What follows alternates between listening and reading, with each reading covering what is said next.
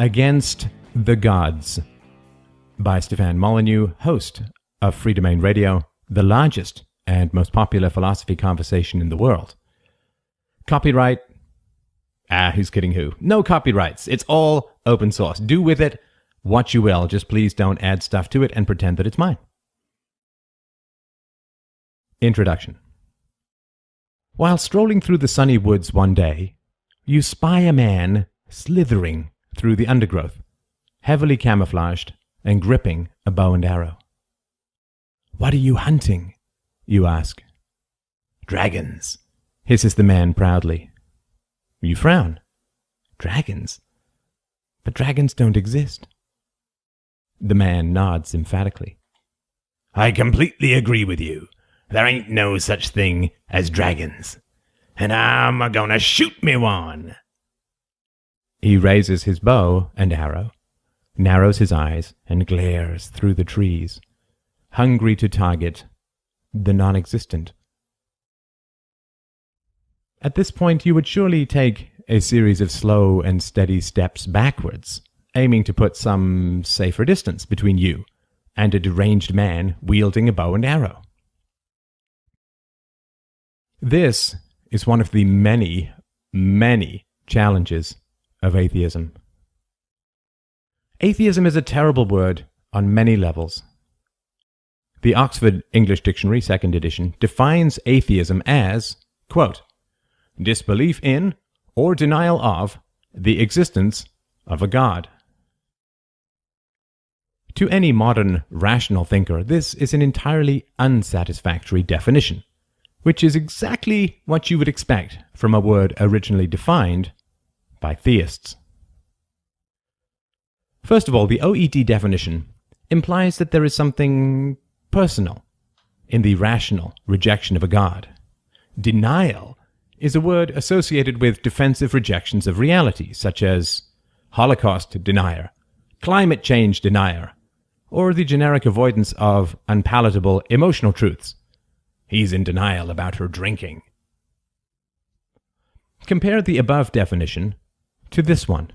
Quote, atheism, the acceptance of the non-existence of imaginary entities, such as Santa Claus, the Easter Bunny, and Bronze Age sky ghosts. The difference should be clear. Also, why is the phrase, a god, used? If I say that supernatural beings such as leprechauns do not exist, why would anyone imagine that I only disbelieved in a single leprechaun named Bob? Rational thinkers have nothing against any particular deity, any more than a mathematician dislikes, in particular, the proposition that 2 and 2 make 5. If such a mathematician existed and loudly proclaimed his opposition to that particular equation, and founded a society called Against 2 and 2 Making 5, he would be considered beyond eccentric, and it would be generally understood that he had utterly failed to grasp the most basic principles of mathematics. A thinker cannot logically differentiate the non-existence of a deity from the non-existence of any other thing which does not exist. Principles, by definition, apply in general, rather than in particular, just as a method of long division cannot only apply to one particular combination of numbers.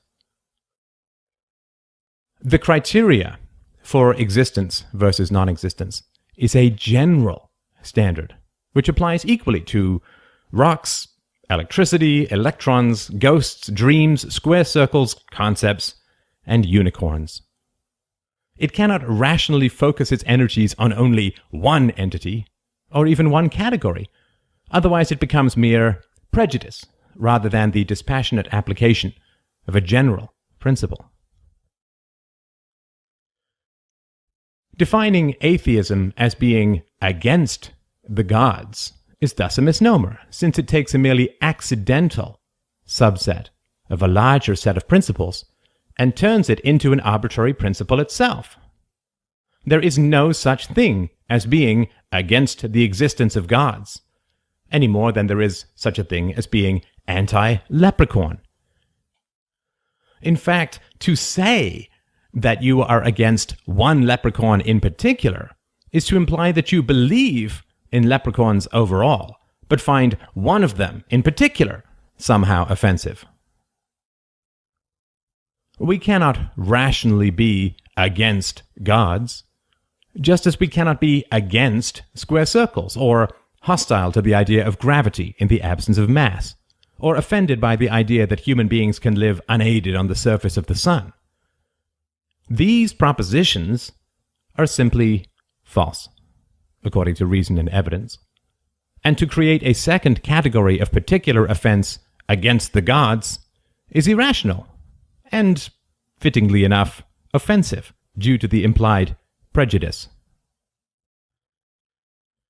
Rational thinkers accept standards of evidence that at least involve logical consistency, and with any luck, empirical evidence. It is the first standard that beliefs in God fail, and as a result, there is little point looking for the second. The word atheist also indicates that belief in gods is the standard, and atheism is the exception, just as sane is the standard and insane is the exception. This is a mere scrap of sophistic propaganda, since all theists are almost complete atheists, in that they do not believe in the vast majority of man's gods. The rejection of gods is the default position of humanity. The acceptance of a deity remains extremely rare, though not as rare as atheists would like.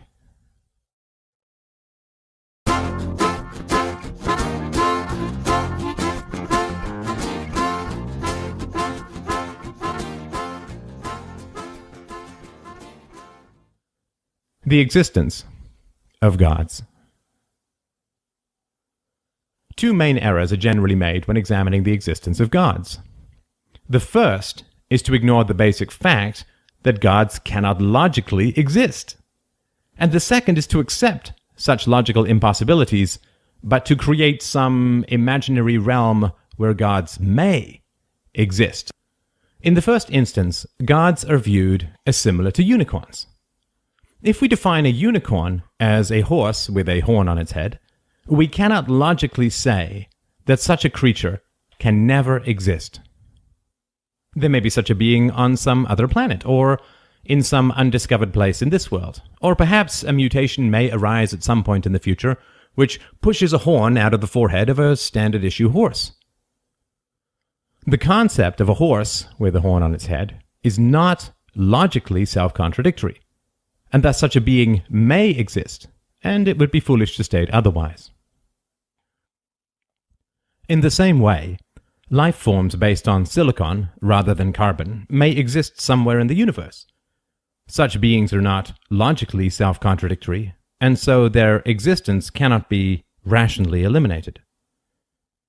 However, if I define a unicorn as a horse with a horn on its head that can fly through interstellar space, go backwards through time powered by its magical rainbow tail, and which existed prior to the universe, well, then we have moved into another category of assertion entirely. A horse cannot live in space, since there is no oxygen or air pressure or water and about 1,000 other reasons. The properties and necessities of carbon-based life forms completely eliminate such a possibility. A being which does not contradict the properties of existence may exist.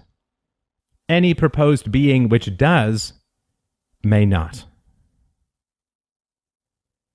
Bertrand Russell once argued for agnosticism by saying that there may be a little teapot orbiting somewhere in the solar system, but he considered it highly unlikely. This argument, with all due respect to Dr. Russell's genius, is incorrect. A teapot is not a self-contradictory entity. If I could communicate with Dr. Russell in his current state of non-existence, I would ask him whether he would consider it possible that an eternal living horse was floating somewhere in deep space. And I respect his knowledge of biology enough to be sure that he would answer in the negative.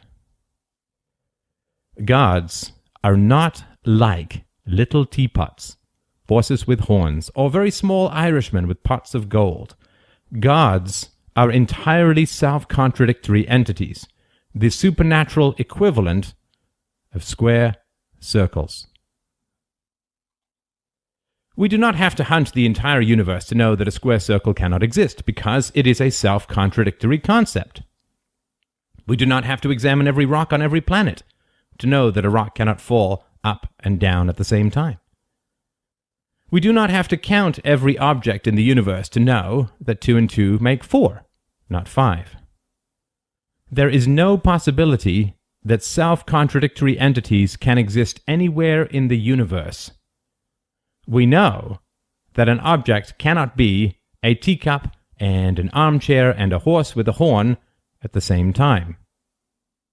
The Aristotelian laws of identity and non-contradiction deny us the luxury of believing that self-contradictory entities exist anywhere, except in our own unreliable imaginations. Why are gods self-contradictory? At the very minimum, a god is defined as an eternal being which exists independent of material form and detectable energy, and which usually possesses the rather enviable attributes of omniscience and omnipotence. First of all, we know from biology that even if an eternal being could exist, it would be the simplest being conceivable. An eternal being could never have evolved, since it does not die and reproduce, and therefore biological evolution could never have layered layers of increasing complexity over its initial simplicity. We all understand that the human eye did not pop into existence without any prior development, and the human eye is infinitely less complex than an omniscient and omnipotent God. Since gods are portrayed as the most complex beings imaginable, they may well be many things, but eternal cannot be one of them.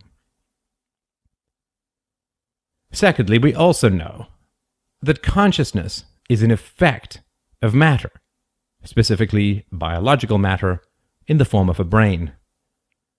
Believing that consciousness can exist in the absence of matter is like believing that gravity can be present in the absence of mass, or that light can exist in the absence of a light source, or that electricity can exist in the absence of energy. Consciousness is an effect of matter, and thus to postulate the existence of consciousness without matter is to create an insurmountable paradox, which only proves the non-existence of what is being proposed. If you doubt this, try telling your friends that no woman can bear your company, and that you have a girlfriend. Having a girlfriend is an effect of female company, just as consciousness is an effect of brain matter. Alternatively, try speaking to someone without making a sound or a movement. Speaking is an effect of movement, either in the vocal cords or somewhere else, and therefore it cannot exist in the absence of motion. If someone still insists that consciousness can exist without a brain, ask him to demonstrate that proposition without using his brain. Thirdly, omniscience cannot coexist with omnipotence, since if a god knows what will happen tomorrow, said god will be unable to change it without invalidating its knowledge. If this god retains the power to change what will happen tomorrow, then it cannot know with exact certainty what will happen tomorrow. The usual response from theists, it is impossible to use the word answer, is to place their god outside of time. But this is pure nonsense. When an entity is proven to be self-contradictory, creating a realm wherein self-contradictions are valid does not solve the problem. If you tell me that a square circle cannot exist, and I then create an imaginary realm called square circles can exist, we are not at an impasse.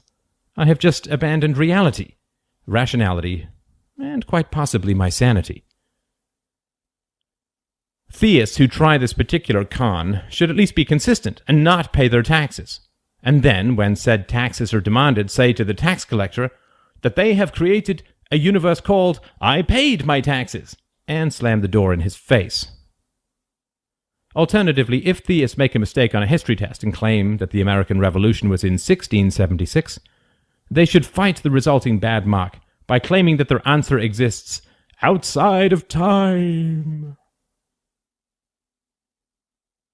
The fourth objection to the existence of deities is that an object can only rationally be defined as existing when it can be detected in some manner, either directly in the form of matter and/or energy, or indirectly based upon its effects on the objects around it, such as a black hole.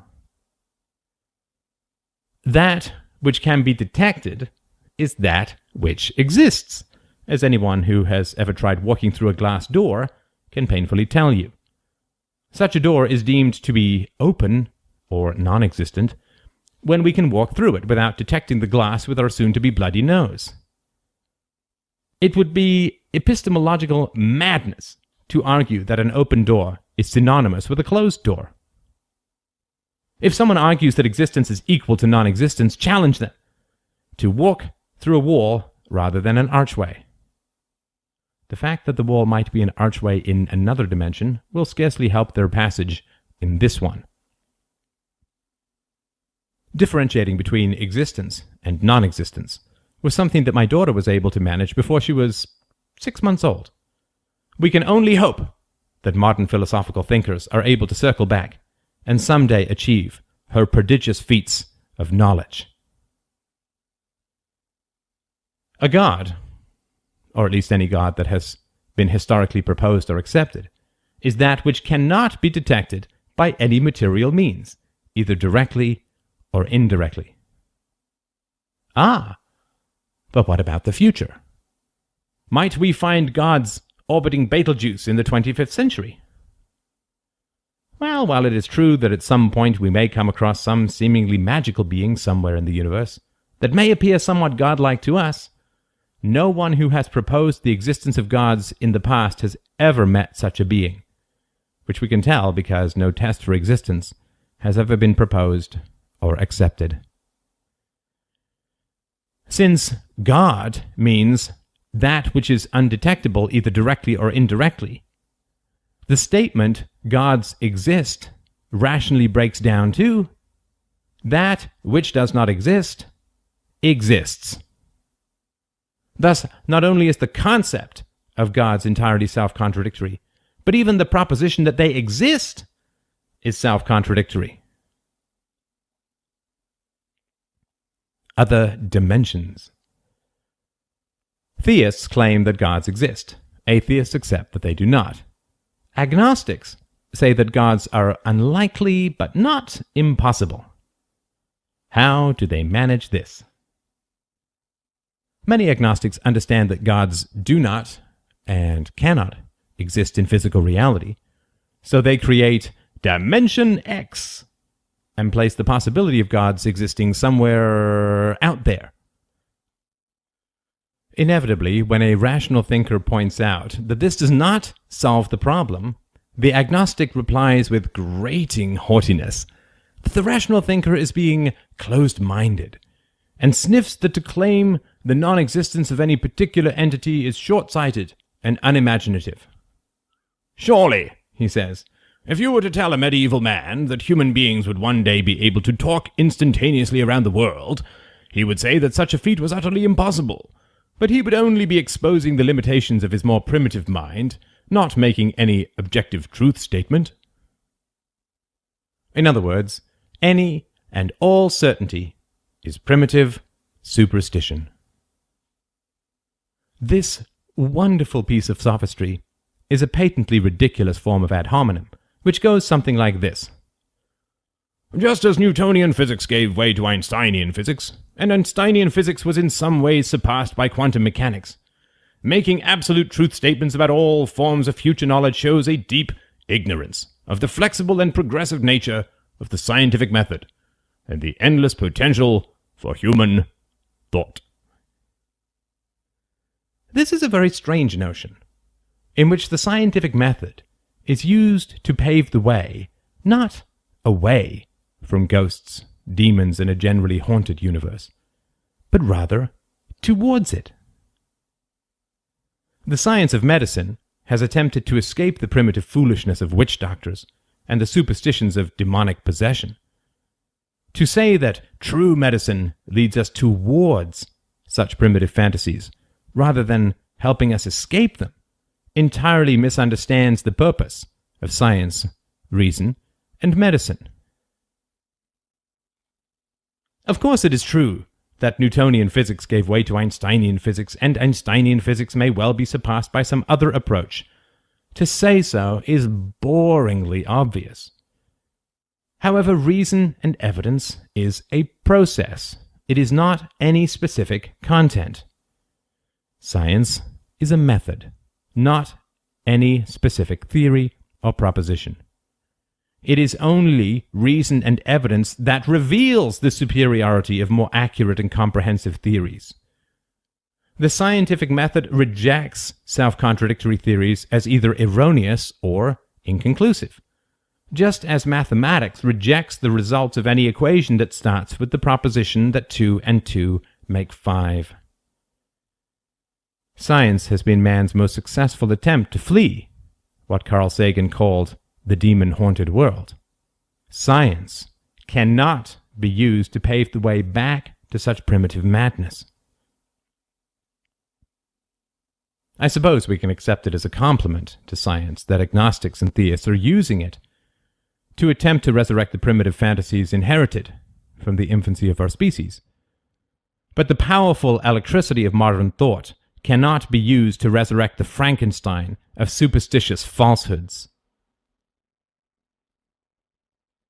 Let's look at the Dimension X argument in more detail.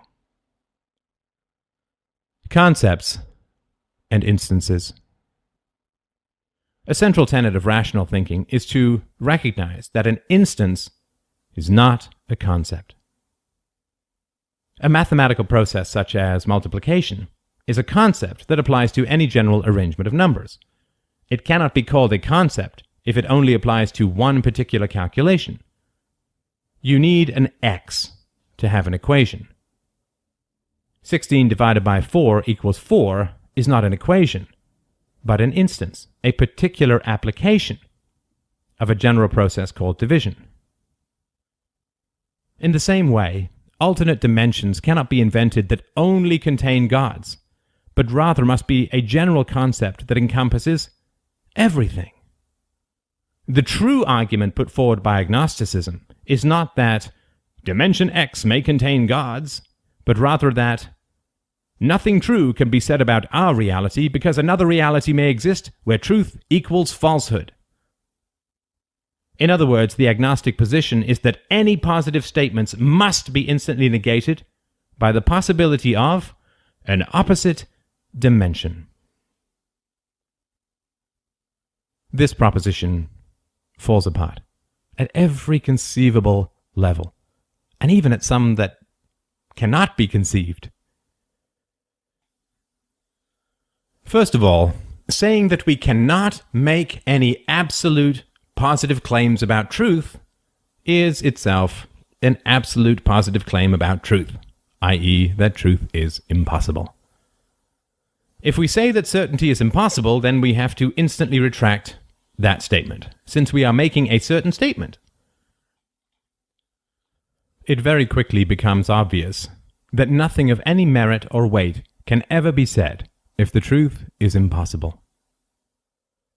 In other words, when the agnostic says that we cannot make any absolute claims because the opposite might be true in another universe, the agnostic cannot put forward this claim, because the opposite might be true in another universe.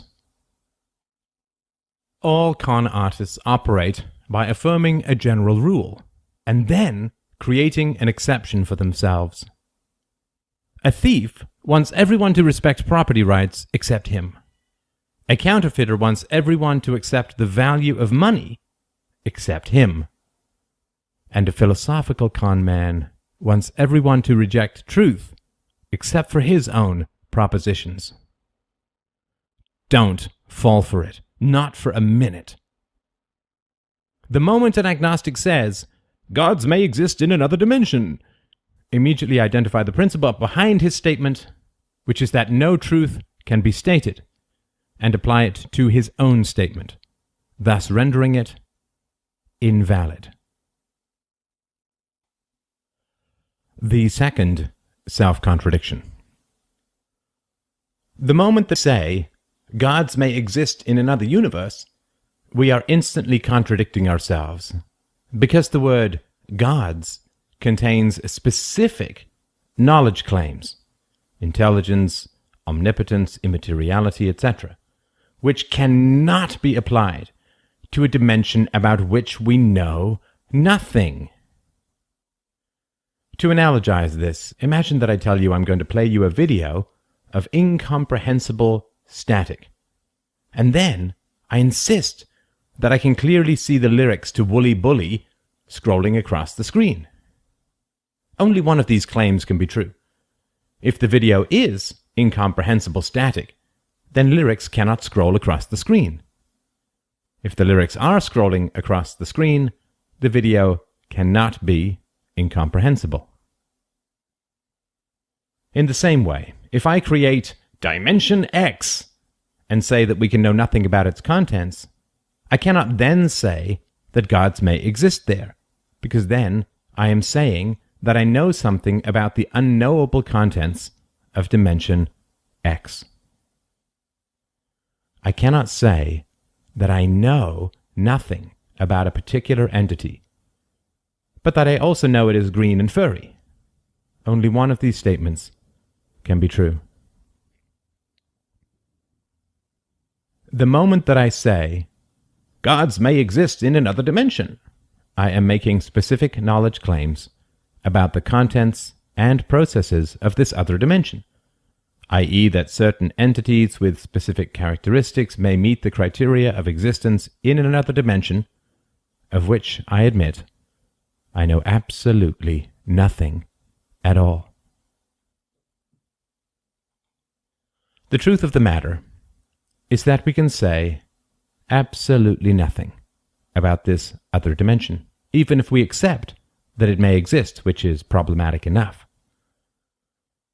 We cannot claim to have any knowledge about what may or may not constitute existence in this other realm, or what entities may be possible, or what laws of physics may operate, or anything of the sort. Even the existence of this other realm, let alone its contents, cannot be spoken of. All we can propose is that existence may be the same as non-existence, and invent an imaginary place where this may be possible. However, even this argument runs into insurmountable logical contradictions. It would be ridiculous for me to mail you a letter arguing that mail never gets delivered. If I genuinely believe that mail never gets delivered, it would be illogical for me to write you a letter. If I do write you a letter, my argument that mail never gets delivered is instantly invalidated the moment that you receive it. In the same way, all human communication relies on physical matter of some kind, either text on paper or on a screen, or sound waves in the ear, or touch for braille, or some other form of physical manipulation. Silence is the absence of sound waves, or at least of a medium such as air or water to carry them. I cannot deny the existence of a medium while using that medium to carry my argument. I cannot rationally yell in your ear that sound does not exist, because I'm relying on the existence of sound to carry my argument. In the same way, I cannot rationally put forward the argument that all language is meaningless, because I must use language to communicate my argument. If my proposition that language is meaningless is true, then using language to communicate that proposition would be ridiculous. If my argument that language has no meaning is heard and understood to any degree, then it is automatically invalidated. to rely on existence, to communicate the possibility that existence equals non-existence, is equally foolish. The objective existence of air and air pressure and ears and life and minds is required to speak and hear the argument that existence may equal non-existence. Furthermore, the rational and predictable properties of all that exists in order to communicate an argument are presumed to be objective, since any communication between human beings requires an acceptance of the objective properties of matter. For example, if you tell me that gods exist, and I reply, "Yes, I agree that gods do not exist," you will doubtless correct my erroneous feedback on your position. This is only possible if the words have at least some objective meaning, and sound waves do not magically mutate from voice to ears, and so on. For words to be formed, spoken, and heard, both existence and non-existence must be accepted, since all sound waves have peaks and valleys. Text as well must have the presence and absence of somewhat contrasting colors, otherwise only one color is seen, which is not an argument. All human communication thus relies on the difference between existence and non-existence, presence and absence, and accepts as axiomatic the objective behavior of matter and energy, and at least tolerable objectivity in language. When we understand all this, we understand that using strict and objective differences between existence and non-existence, as well as accepting the objective behavior of matter and energy, to argue that there may be no differences between existence and non-existence, and that matter and energy may exhibit no objective behavior, is exactly the same as sending a letter claiming that letters are never delivered.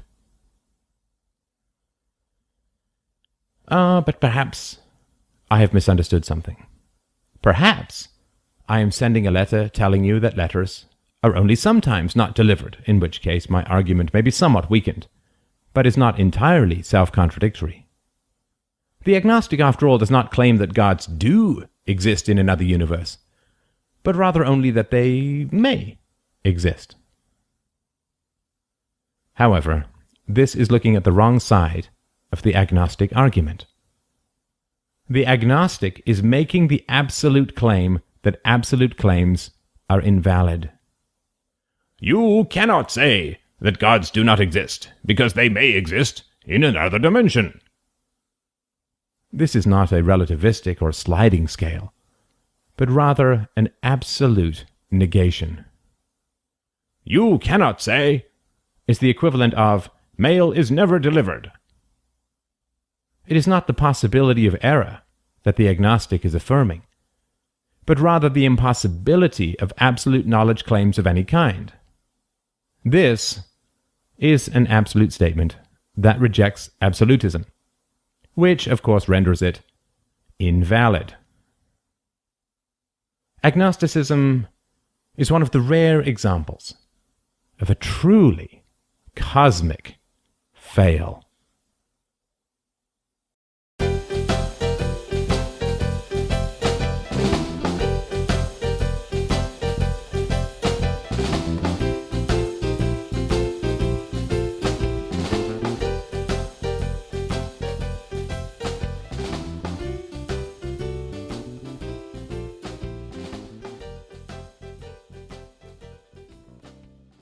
Agnosticism and Principles. Let's look at another argument against agnosticism.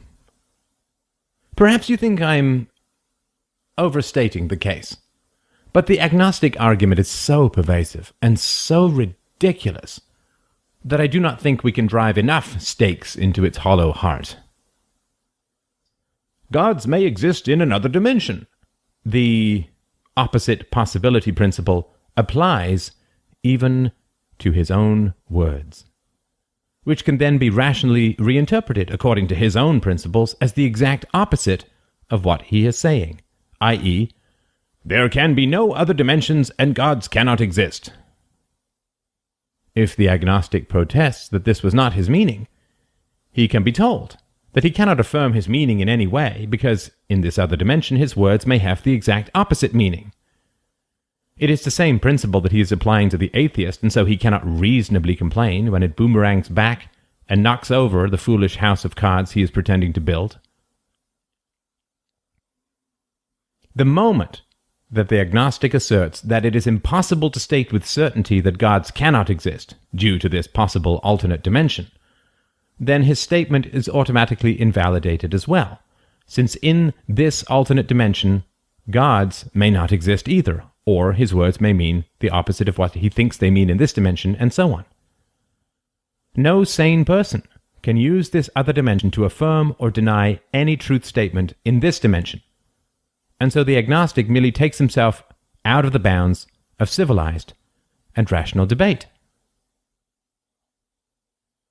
The moment an agnostic hears this argument, he will doubtless say, "But, however," I merely interrupt him to reply, "You cannot use the word but, since the word but might have the exact opposite meaning in some alternate dimension."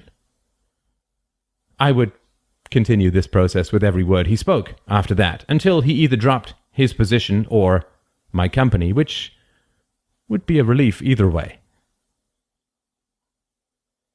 This is what I mean when I say that all con artists wish to create a general rule with a magical exception for themselves.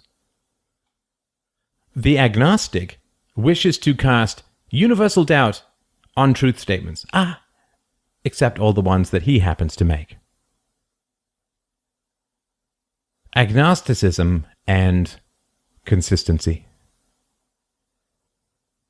Since agnosticism is fundamentally an epistemological position, it cannot be confined to the existence of gods, but rather must be fundamental to all forms of human knowledge.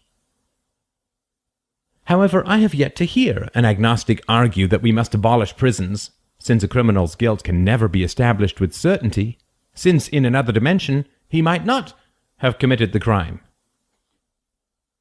In Western legal systems, crimes must be proven beyond a reasonable doubt.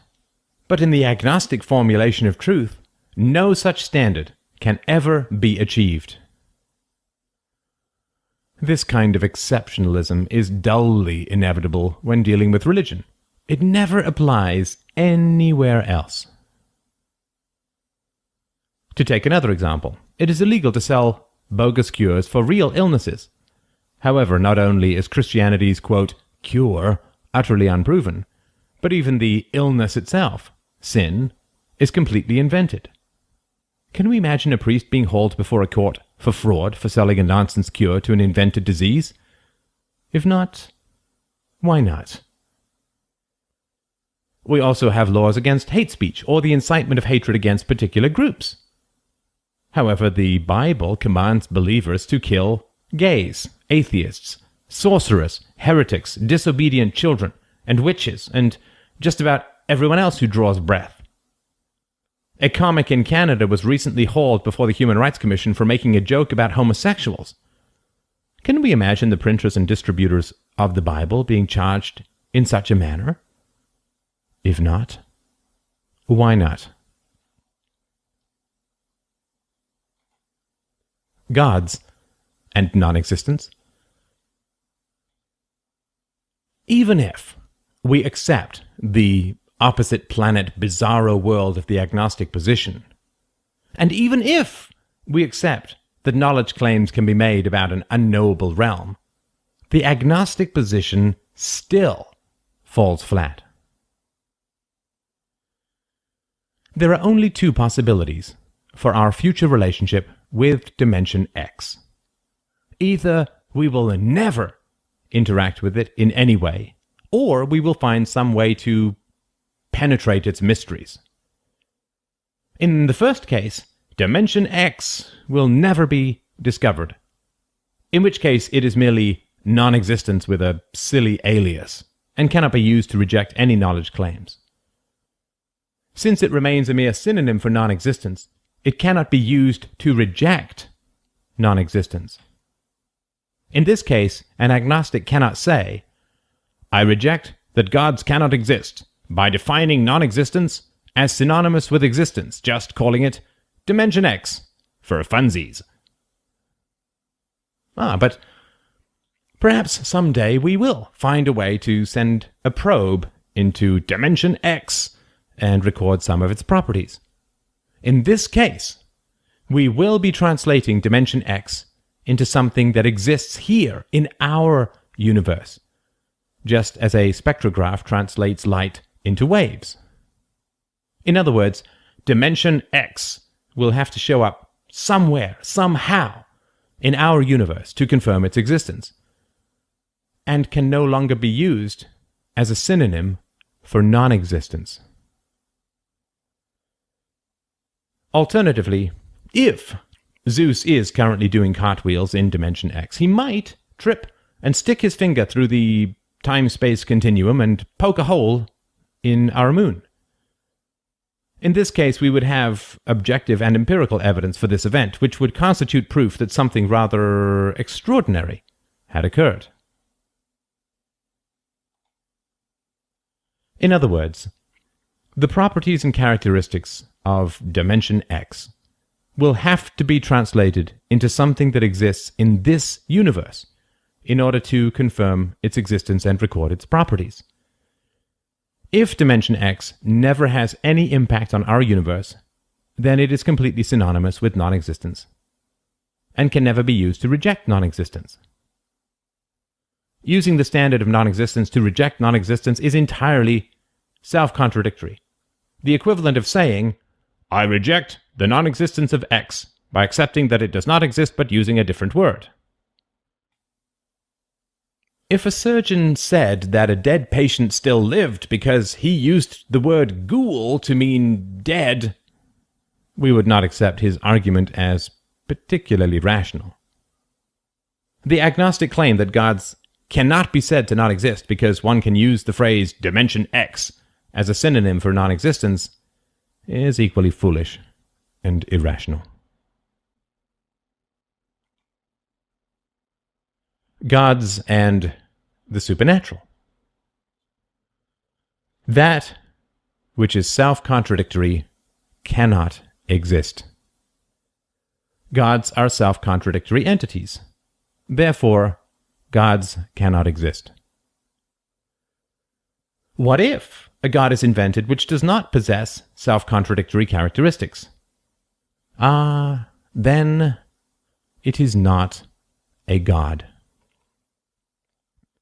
We can imagine that 21st century man would appear godlike to our Stone Age ancestors. However, the sane among us do not believe that we have become gods due to our advanced technology. In the same way, we may meet among the stars fantastically advanced beings. However, they will not be gods, but rather just highly evolved life forms. We may meet telepathic beings who can travel through time and has made themselves immortal, but we will never meet carbon-based life forms that can live on the surface of the sun, or Oompa Loompas who live in a square circle, are composed of both fire and ice, and can go north and south at the same time. Thus, it is axiomatic that gods cannot exist. If they are gods, then they cannot exist. If they exist, then they are not gods.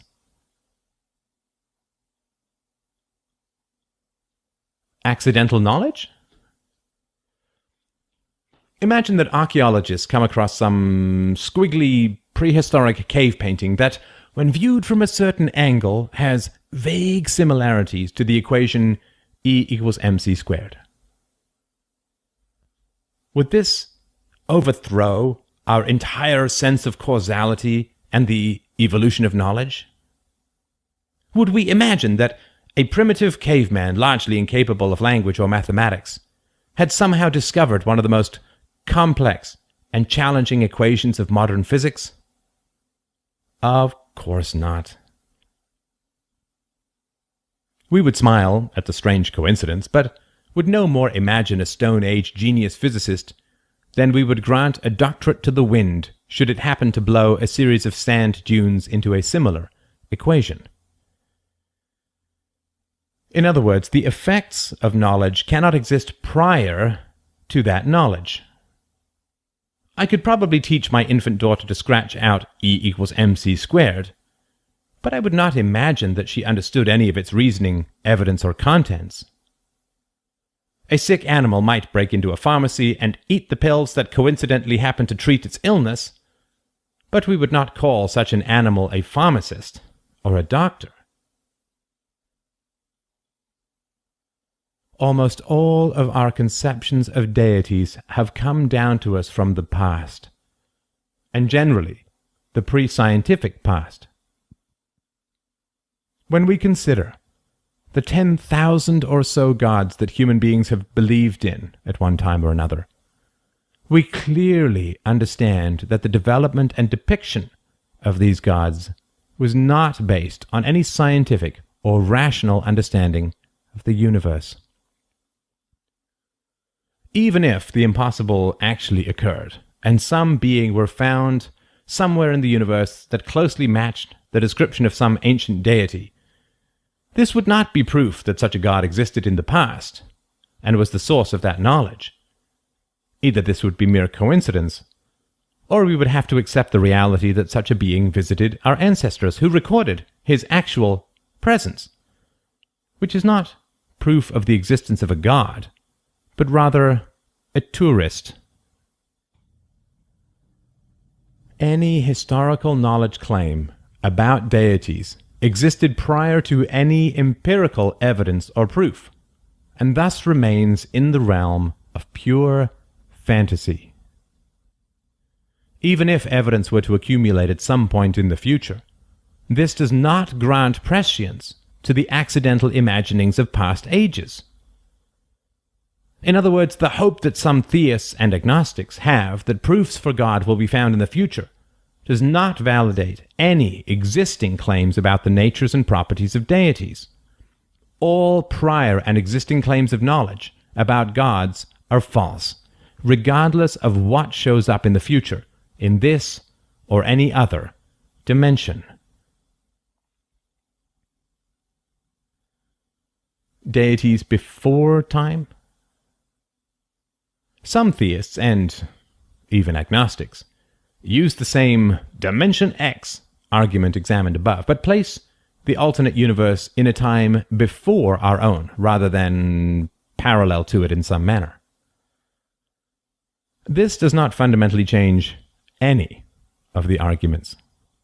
Either this universe before our own will never have any impact on us, in which case it is just another word for non-existence, or it will, in which case it will be empirically measurable within our own universe and subject to all the same laws of physics as everything else we examine. In other words, once it enters into our universe, it cannot contain self-contradictory properties, and therefore cannot be a god.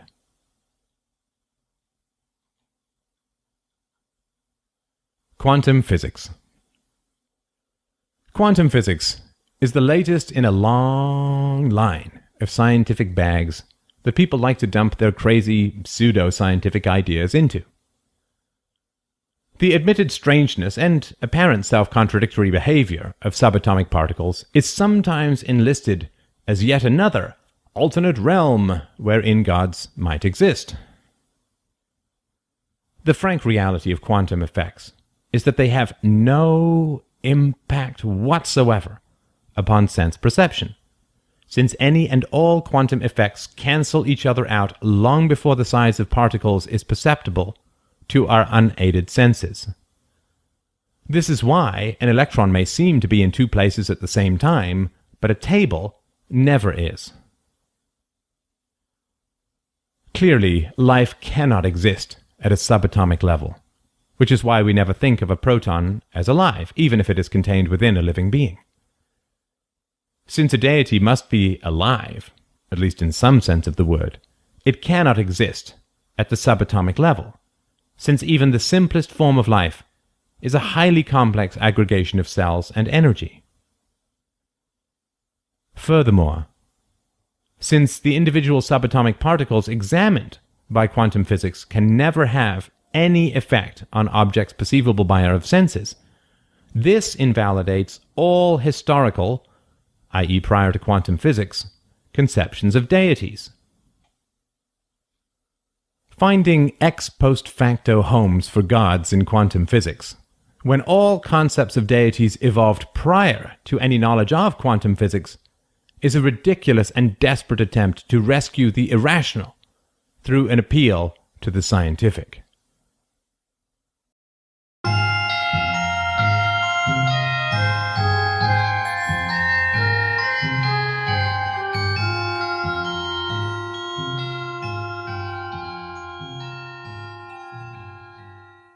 Harm to children?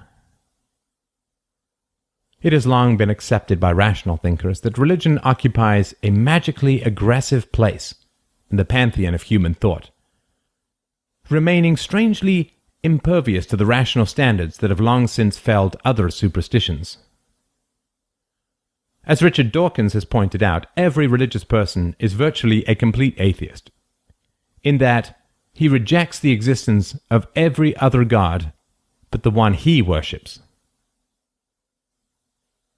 To understand this more clearly, imagine a mathematics tutor named Bob, who refused to teach any strict methodology for solving problems. If you were to hire Bob, and your child were to correctly answer the problem of 3 times 3, Bob would have to reply that it was impossible to say that 3 times 3 make 9, because in an alternate universe, they might make the opposite of 9. Bob would further instruct your child not to answer any question with any certainty, and to always include this caveat with regards to any and all forms of knowledge. Bob would also say that none of his instructions, even that one, can be accepted as true, because they might be false in another universe. Thus, when responding to a roll call at school, your son cannot say that he is present because, in another universe, he might be absent. Furthermore, he cannot actually go to school because, in another universe, the school might be located in the opposite direction from his house. He cannot go to bed because, in another universe, it might be an alligator. He cannot eat vegetables because in another universe they might be poison, and so on. Surely we would view such a tutor as a sworn enemy to the mental health of our child, and would be horrified at the inevitable results of his bizarre philosophy, and would have to spend a good deal of time unraveling the Gordian knot of impossible contradictions he had tied our child's mind into. Principles which claim universality, but which cannot conceivably be universalized, are self-contradictory and false by definition. Agnosticism and Religion. While agnosticism generally refrains from attacking specific positive claims about the nature of deities, other than to say that they may exist in another dimension defined as synonymous with the non-existence, religions are entirely founded on making positive and universal claims about the nature, intentions, personalities, morals, and properties of deities. An agnostic will say that an invisible man might live in the boarded-up house next door. A priest will tell you everything that the invisible man thinks and wants and is capable of. Agnosticism and religion both require the substitution of socially acceptable synonyms for falsehood in order to affirm their invalid positions. Agnostics substitute other dimensions for non-existence, while theists substitute faith for falsehood. Why is faith false? Well, as the Latin phrase has it, credo quia absurdum, I believe because it is absurd. A square circle is an impossible entity, and therefore cannot exist. We do not have to hunt the entire universe from edge to edge to know that a square circle does not exist. It is not an act of will to accept that a square circle does not exist. It is simply a recognition of reality and the nature of existence. A square circle is an absurd concept. Or rather, to be more accurate, it is an anti-concept, in that it takes two valid but incompatible concepts and crashes them together to create a crazy mishmash of impossibility. Take any property or ethic of the Christian God, to just pick on one absurd anti-concept, and the contradictory nature is clear. That which exists must have been created, but God, who exists, was never created. God is all-knowing and all-powerful, which are both impossible. God punishes a man for actions which are predetermined. God punishes rebellious angels, although their rebellion was completely predetermined. God claims to be morally perfect, although God fails the test of most of his 10 commandments, etc. For any religion that involves prayer or supplication to be valid, the following steps must all be rationally validated and empirically proven. 1. A deity must exist. Call him Jeb. Jeb must have the interest and power to interfere in the universe. 3. Jeb must have the interest and willingness to interfere in human affairs. 4. Jeb must listen to prayers rather than just reading minds. 5. Jeb must only listen to the prayers from the members of a particular sect. 6. Jeb must monitor and record good and bad behavior. 7. Ideally, Jeb must punish the members of alternate sects or those who pray in an incorrect or inconsistent fashion. 8. Jeb must also not reward those who do not give money to his priests, and ideally punish said folks. As we can see, since even the existence of a deity is conceptually ridiculous, not even the first domino in this increasingly absurd row falls down. In other words, the propositions of religion do not require faith, but rather are simply false. And, as a result, since they command obedience and money, they are exploitive, abusive, and destructive.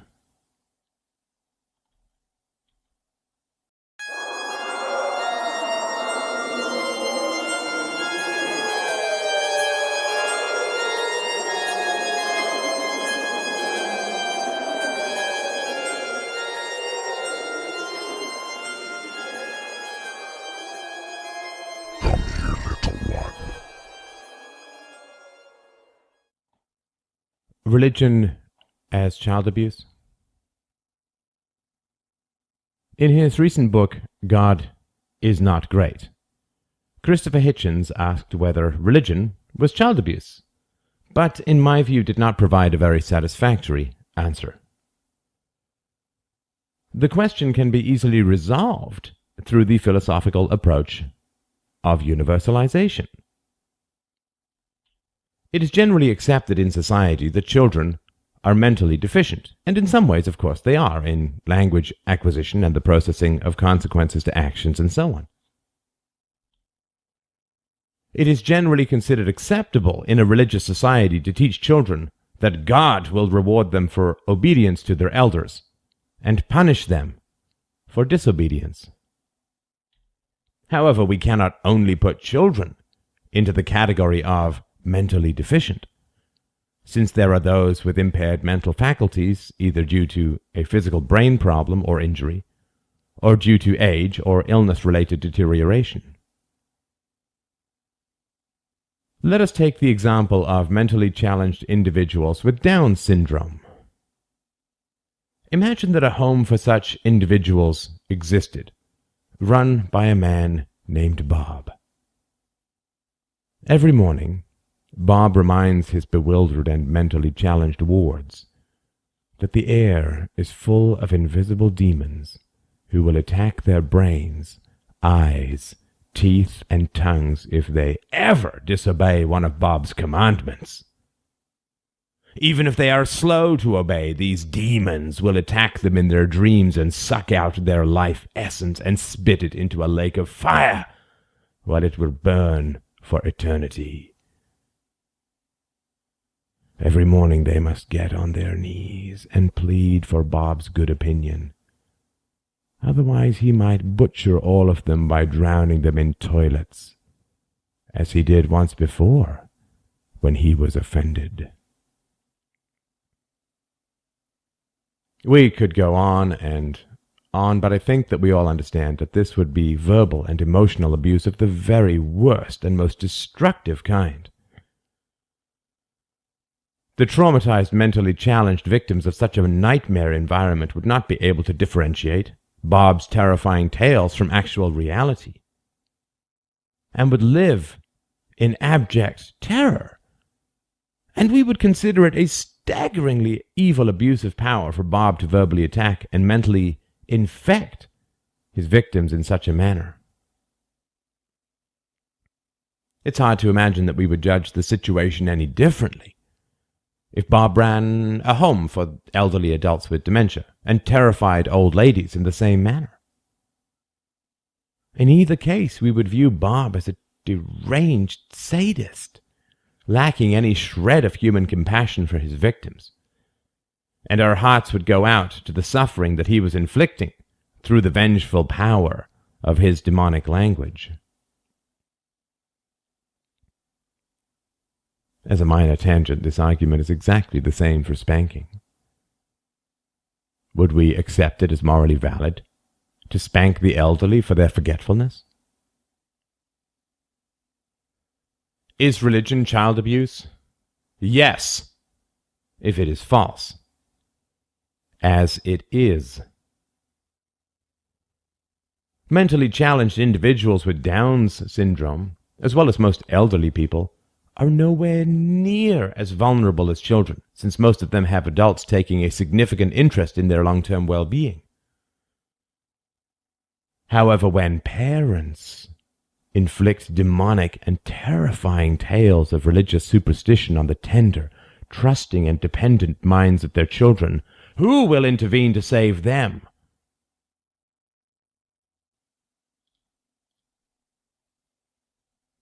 Power or virtue? A love story. Almost all deities are objects of worship, but it is hard to know with any certainty exactly what is being worshipped. Certainly gods are very powerful, infinitely powerful in most formulations, but I have never met a religious person who worships only the power of his god. No, it is always the virtue of God that is worshipped. The power is merely incidental.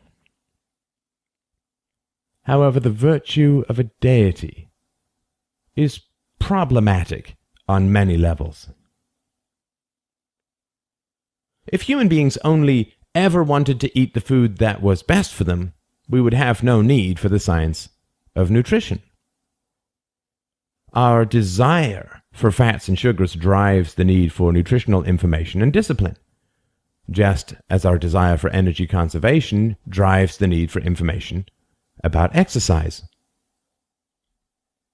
If we could all automatically do any mathematical calculation in our heads, we would not need to be taught mathematics, and so on.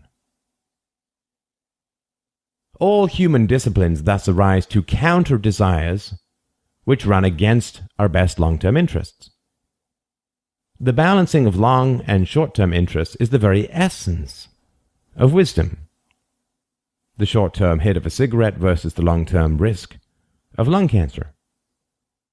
The short-term emotional relief of verbal abuse versus the long-term harm to our relationships, to name just two examples. The discipline of ethics is no different. The need for virtue in humanity arises out of mortality, and weakness, and temptation, and relative powerlessness, none of which concerns God in any way. Would God need to be courageous if he was all-powerful? It's hard to see how. Would he need to remind himself to be honest if he could suffer no negative consequences for his honesty? Would he find it challenging to resist the temptations of peer pressure? Why, he is peerless, of course. In many video games, there's a secret God mode which allows players to stroll through the game without taking any damage from enemies, usually with infinite ammunition and pixel-shredding weapons. I can't imagine thinking that a player was really good if he completed a game in God mode. In fact, I can't imagine why he would bother. In the same vein, if Mike Tyson in his prime were to jump into a boxing ring with a 5-year-old girl and beat her senseless, it would be hard to admire his athletic prowess. Can we admire the virtue of a being who has no need for virtue? Well, that would be like admiring someone for not smoking, though he had never been exposed to cigarettes, or praising the sensible fish-based diet followed by a man marooned on a desert island. Worshipping a god for his virtue is like admiring a man in a coma for refraining from alcoholism. God and virtue. Even if we put all of this aside, the question still remains. How do we know that God is virtuous? If we are at all interested in efficiency, and as mortal beings it must have some interest to us, the first place we look for virtue is consistency with stated principles. This does not automatically prove virtue, since those stated principles might be immoral, but it does mean that we can at least check for hypocrisy before venturing further. Thus, integrity is a necessary, but not sufficient, criterion for virtue. If we want to lose weight and go to a bookstore and see 50 diet books on the shelf, how likely are we to choose the diet book written by a fat author? Would such a book not more properly belong in the comedy section? Ah, you may say, but the fact that an author is fat does not automatically invalidate his diet. That is certainly true. But so what? Life is short, decisions are endless, and we cannot investigate every conceivable claim. It is enough to know that a fat dietitian either is following his own diet, in which case it will be unlikely to help us lose weight, or he is promoting a diet that he himself does not follow, which calls his judgment into question, to say the least. Either way, we move on. The same principle applies to ethics. If a man constantly preaches the virtue of helping others in need, and then steps over a man bleeding to death in a gutter, we cannot reasonably praise his integrity. While we may agree with him that helping others in need is morally good, his actions inform us that he does not agree with his own moral arguments. Most religions explicitly state that helping others in need is morally good. Think of the parable of the Good Samaritan in the New Testament. However, since gods do not exist, and so cannot intervene, religions have the rather challenging task of explaining why their moral God does not help those in need. If it is immoral for travelers on the road to ignore a bleeding man, when it will cost them both time and resources to help him, is it not infinitely more immoral for God to refrain from helping, when it will cost God neither time nor resources, since he has an infinity of both? We could go on ad nauseum with these examples, such as the genocidal habits of the Old Testament deity contrasted with his commandment, "Thou shalt not kill." But I'm sure you get the general point. If we are wise, we do not take a man's claim that he is virtuous at face value, but will ask first about the contents of his moral beliefs, and then about his practical consistency with those values. A man can only be considered virtuous when he has good values and strives for and achieves reasonable consistency with those values. If he has bad values, clearly he cannot be virtuous, just as if he has good values but does not act on them. Gods command men to fight evil, but gods allow evil in the world. Gods prohibit killing, but gods kill. Gods command their followers not to judge others, but gods judge. Gods punish the predetermined actions of people, which shows about as much maturity and wisdom as jailing a cell phone. Gods continually act in direct contradiction to their own stated moral values, which is a hallmark of great immorality. A man raised by wolves who has no conception of ethics may be forgiven for stealing. A man who preaches respect for property is fully responsible if he steals, because he has already displayed his knowledge of ethics. We would not fault a waiter for failing to perform an emergency tracheotomy.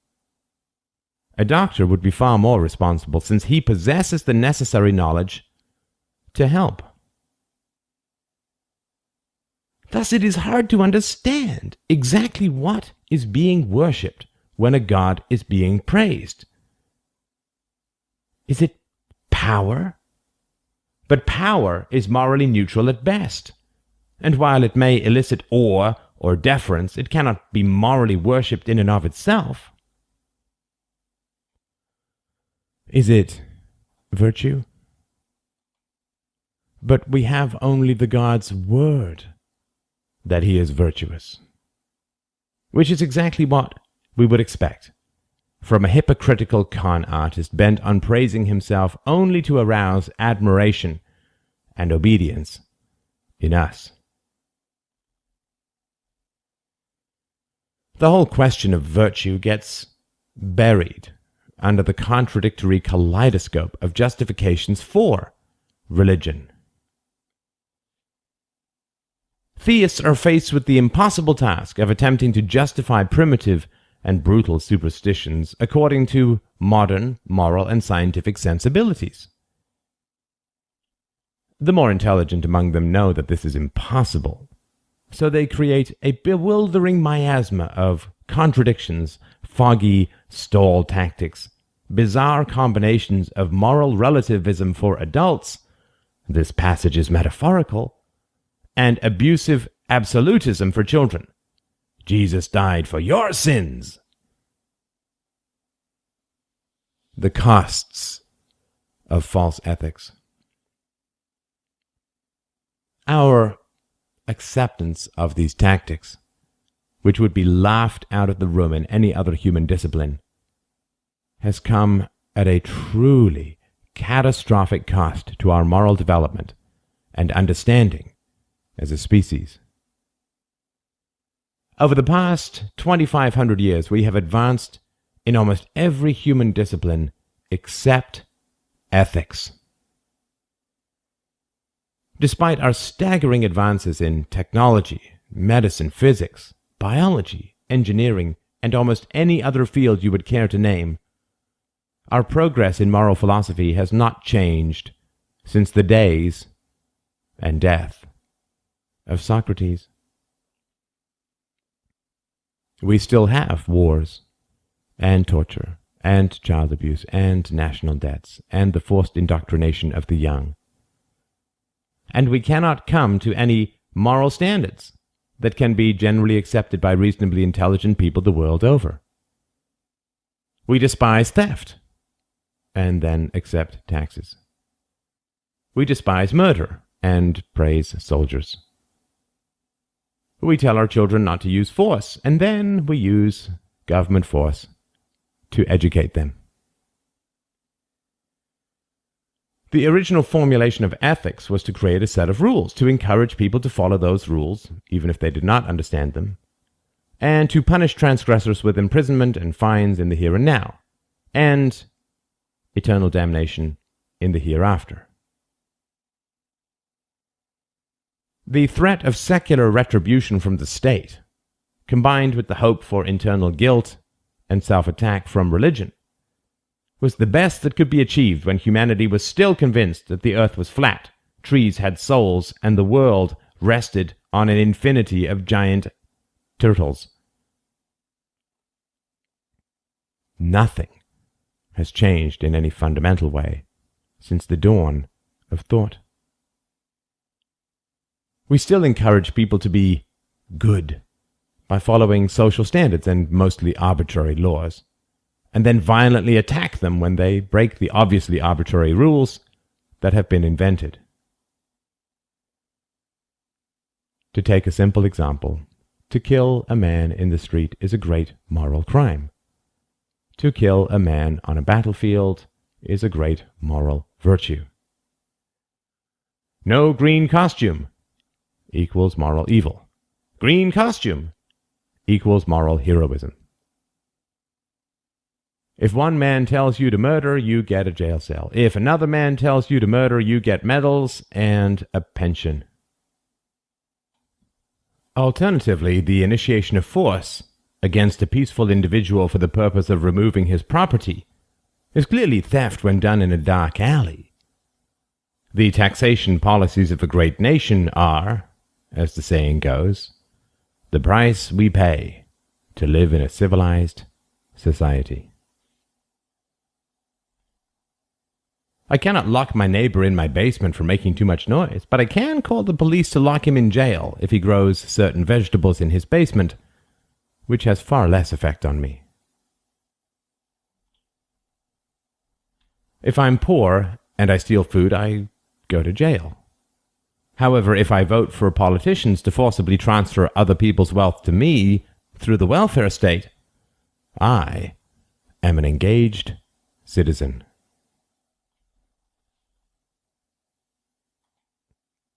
These are all paradoxes that every reasonably intelligent person has mulled over at one time or another, but they have remained essentially unchanged for thousands of years. And I would argue that this is largely due to religion. A false answer, particularly when it is highly profitable to liars, is the ultimate barrier to progress in human thought. Religion is the worst possible answer to the question of ethics, since it is not an answer at all, but merely a threat based on falsehoods. One of the reasons that medieval economics remained so primitive and unproductive was the guild system, which required many years of poorly paid labor to learn even the most simple and menial of tasks. Those who had already passed through the system made more money individually than they would have if the system had been suddenly abandoned and free competition had opened up. The older and wealthier members of society thus continued to block free competition from the young. And while they may have maintained their own income in the short run, they killed economic growth in the long run, which was to their own detriment, and the detriment of their children, of course. The threat was punishment from the state. The lie was that 7 years of apprenticeship were necessary to become, say, a bricklayer. And so society stagnated at near starvation levels for almost 1,000 years, until the shortage of labor that arose from the Black Death began to unravel the guild system. In the same way, the, quote, moral teaching of religion is only a threat. Secular punishment from the state, eternal punishment from God, based on a series of lies, i.e., that gods exist, are moral, and must be obeyed. The institutionalization and profitable exploitation of this system has effectively barred philosophers from examining morality from a rational and secular standpoint. Either philosophers are religious or afraid of the religious, in which case they tend to avoid attacking fundamental moral problems for fear of arousing attack, or philosophers are statists, or afraid of the government, in which case they tend to avoid attacking fundamental moral problems for fear of arousing attack. Those who work for churches would view any rational system of secular ethics as a direct threat to their income and position. The same goes for those who work for the state.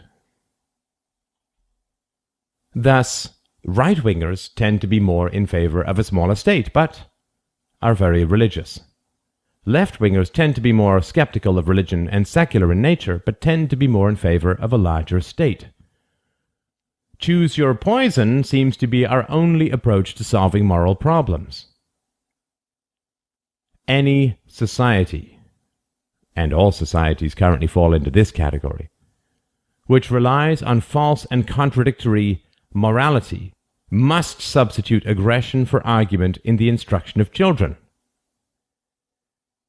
A child who asks why a soldier gets a medal for killing in a war, when he would be thrown in jail in peacetime, can receive no sane and rational answer, for none exists. Parents, priests, and teachers seem to be fundamentally averse to saying that they do not know the answer to this question, or any of the other hundreds of ethical questions posed by children. Because we do not know the answer to these questions, we must threaten children in order to throw them off the scent, so to speak. This may be overt, or more subtle through exasperated sighs, rolling one's eyes, or rolling out the tired old bromide that a child will understand when he gets older. False moral principles are the foundation of the greatest edifices of human society: the state, the military, the police, the church, public schools, and so on. Since these enormous and powerful institutions rest on ridiculous and indefensible moral contradictions, to persist in questioning these principles is to take an axe to the base of the tree of the world. The entire profit and sense of human society sits like an enormous inverted pyramid on a few shaky and trembling and false ethical axioms.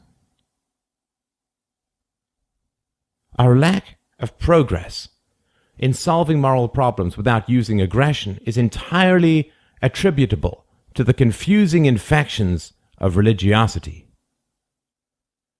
Just as it took a secular mind to solve the problem of biological evolution, it will take a secular mind to solve the problem of secular, rational, and scientific ethics. However, any theory that defers to religion must inevitably create a central vortex of wild irrationality that it must skip around, distorting and ruining the theory as a whole. In the same way, any theory that defers to statism, taxation, and war creates exactly the same vortex, since it cannot ban the initiation of force to solve social problems, yet it must ban the initiation of force to solve personal problems. And so mealy-mouthed madness can only follow from such dismal and initial compromises.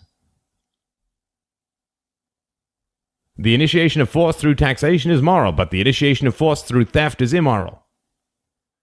The initiation of force in war is moral. The initiation of force without war is immoral. Public violence is good. Private violence is bad. Etc. This is why the modern coterie of secular atheists will never be able to solve the problem of ethics, since they remain wedded to the state, to the initiation of force as a central moral axiom within society.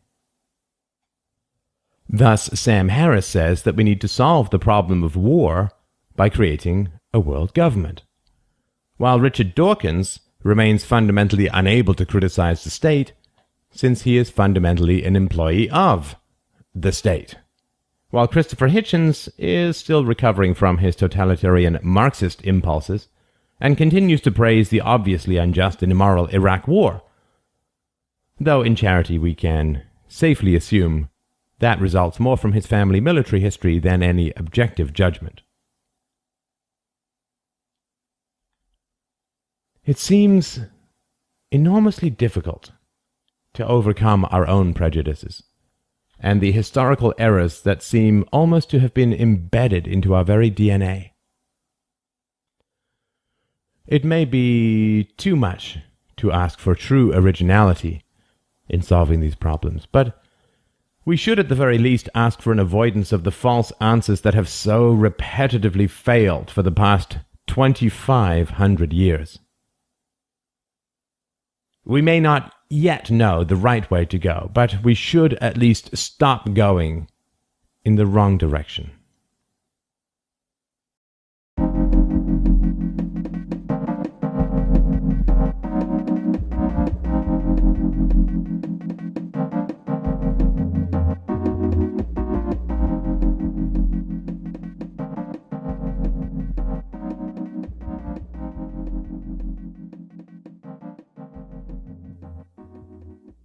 Why gods?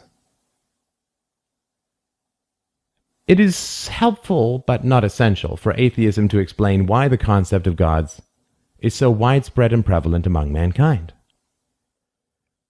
The 10,000 or so gods that lie scattered across the past and present cultures of our species must represent some form of universal content or meaning for this fantasy to be so widespread. In general, religion has gone through 4 major phases.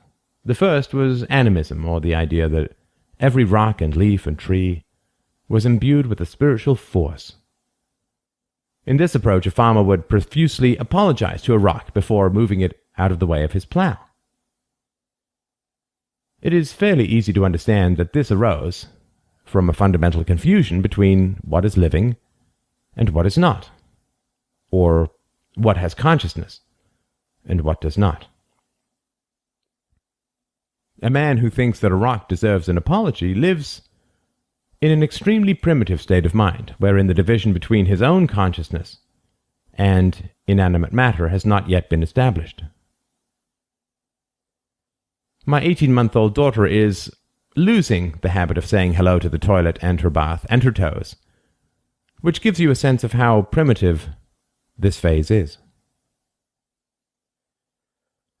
In the second phase of religion, the distinction between living and non-living becomes established, and a multiplicity of deities that are specifically and thoroughly anthropomorphic take refuge somewhere above the clouds or on the peak of a mountain, sucking up in their wake all of the projected consciousness that formerly resided in rocks and trees and rivers.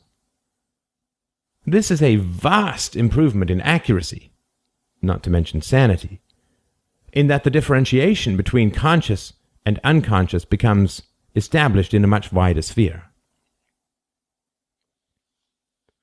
In the third phase, the warring multiplicity of gods is, in a sense, hunted down, rounded up, and herded into one big squirming bag of pseudo-monotheism. The former glorious ribaldry of the ancient Greek religions becomes diluted and caged into a tyrannical hierarchy of a single, inhuman, and utterly abstract God.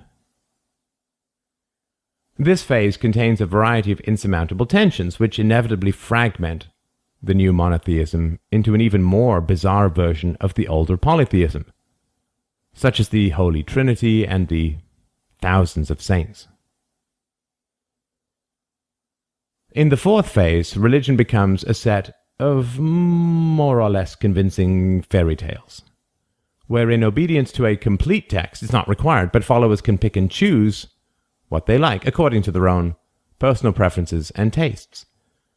And God is turned into a sort of ideological lapdog which trails after the prejudices of the believer, imbuing his own personal bigotries with a vague glow of eternal approval. In all these phases, there is a deep and consistent sense of a vast and powerful consciousness that lies outside the range of our conscious ego, which contains deep and mysterious elements of eternity, which existed before us and will continue to exist after us, which informs and guides many, if not most, of our decisions, reveals its purposes and intentions through visions and dreams, frustrates our vices and supports our virtues, and responds indirectly and metaphorically to abasement and supplication. It is scarcely a novel insight to point out that our minds are divided between our conscious ego and our subconscious. Our conscious ego needs little explanation. It is the self-aware part of us that responds to willpower, focus, attention, and has direct access to the memories that we have accumulated in our lifetimes. It is a precise and astoundingly powerful tool that, in a very real sense, can be called the most mortal part of ourselves, since it grows and develops with us, and will certainly die with us, as will all of our personal memories.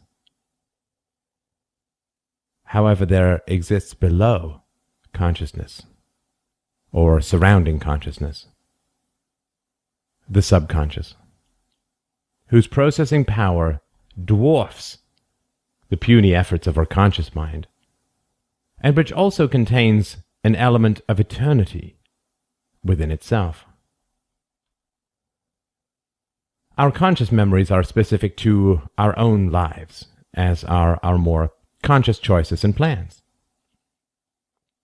I may dream at night of something I experienced that day, but the capacity for the experience of dreaming is not something that I have chosen, but rather something that my subconscious mind has developed and inherited and refined over millions of years.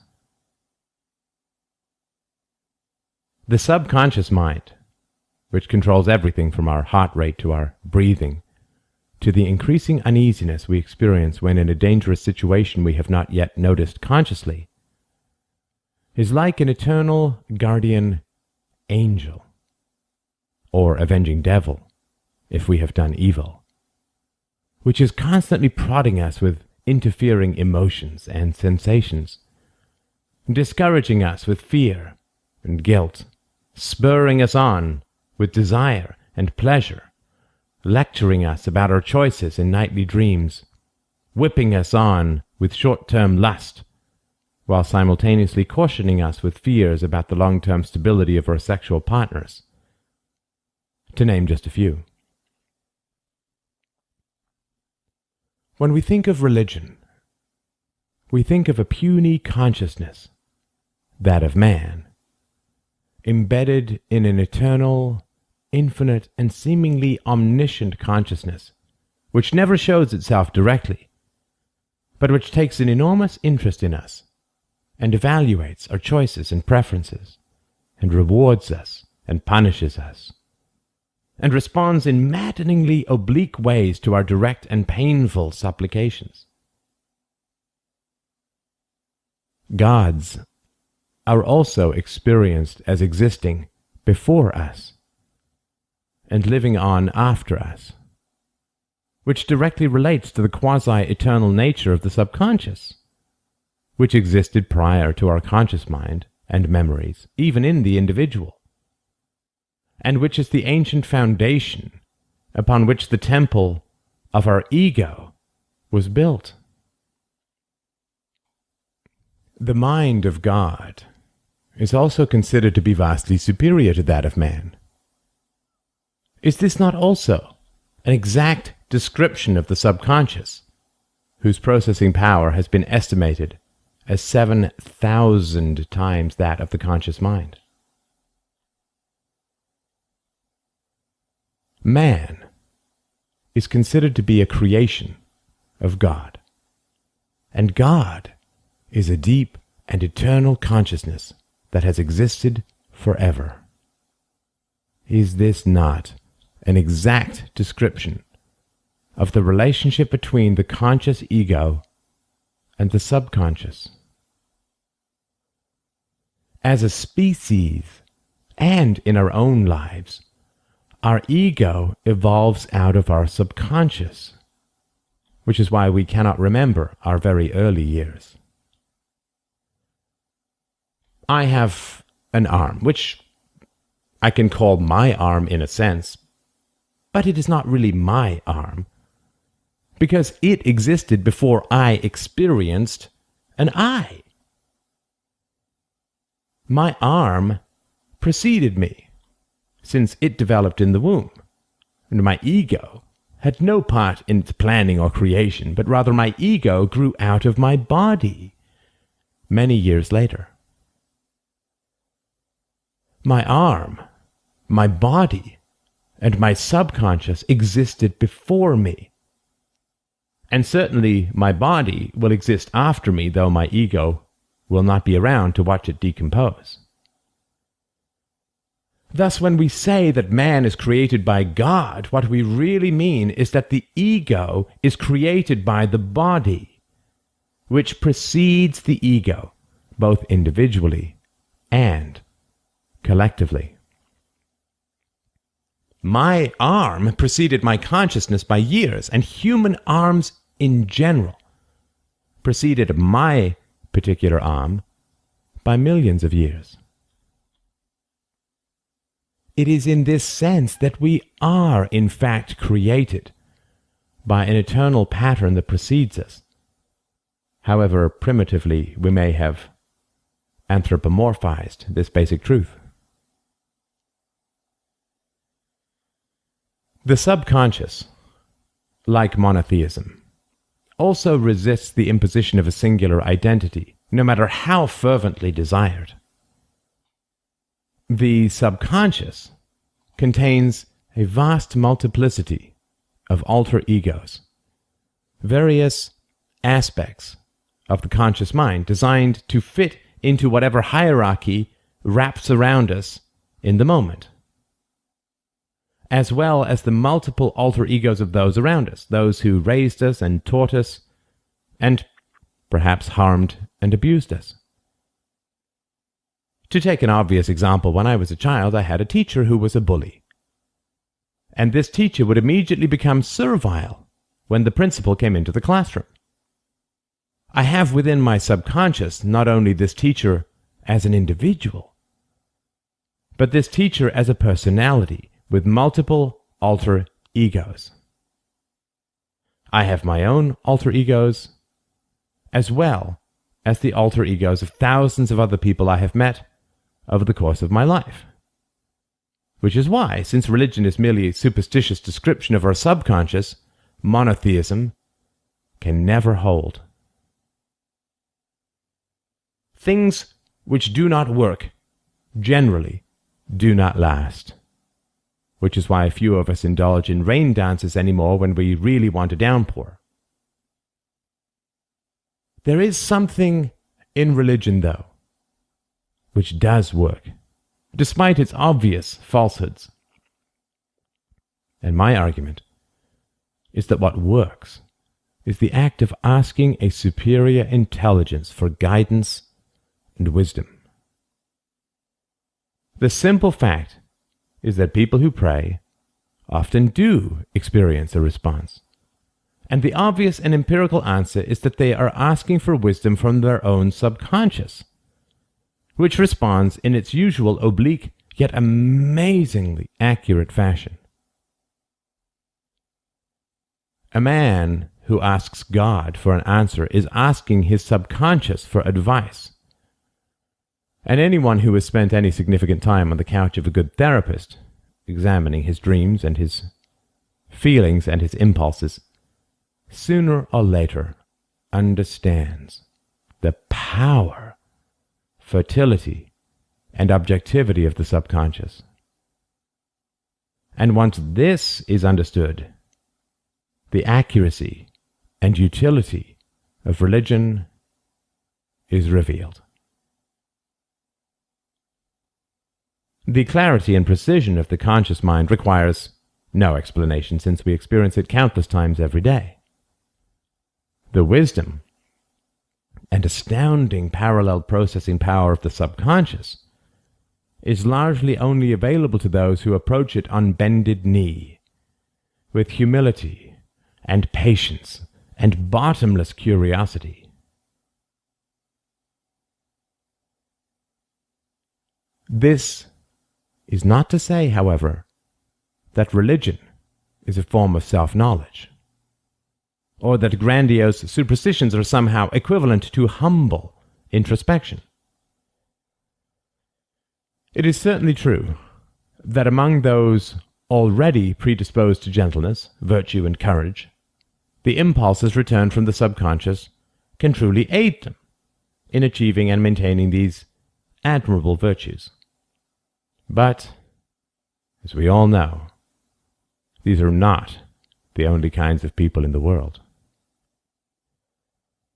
I get many messages from religious people who tell me that although I am not a believer, their God loves me.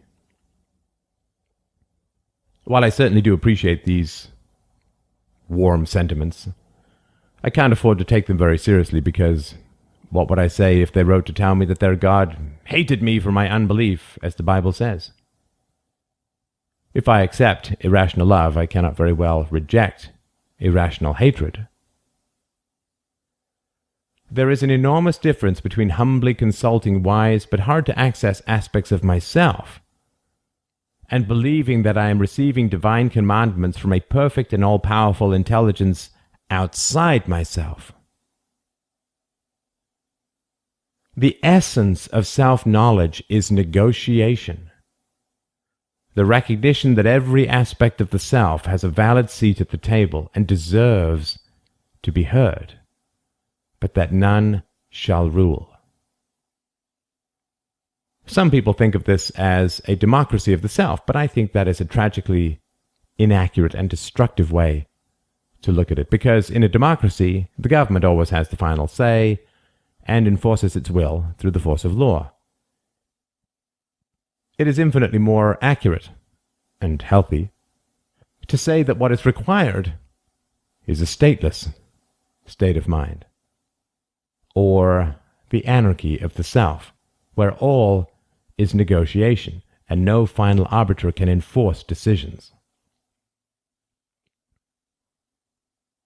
The discomfort generated by refusing to promote an inner dictator, even temporarily, to a position of final authority can be extreme, particularly since we are raised in such horribly authoritarian structures.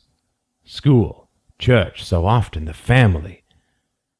Yet it is necessary for us to progress as a species to a more peaceful world. The closest current analogy to the anarchy of the self is the voluntarism of the free market without government, where wealth and authority may ebb and flow, but all is negotiation and peaceful interaction.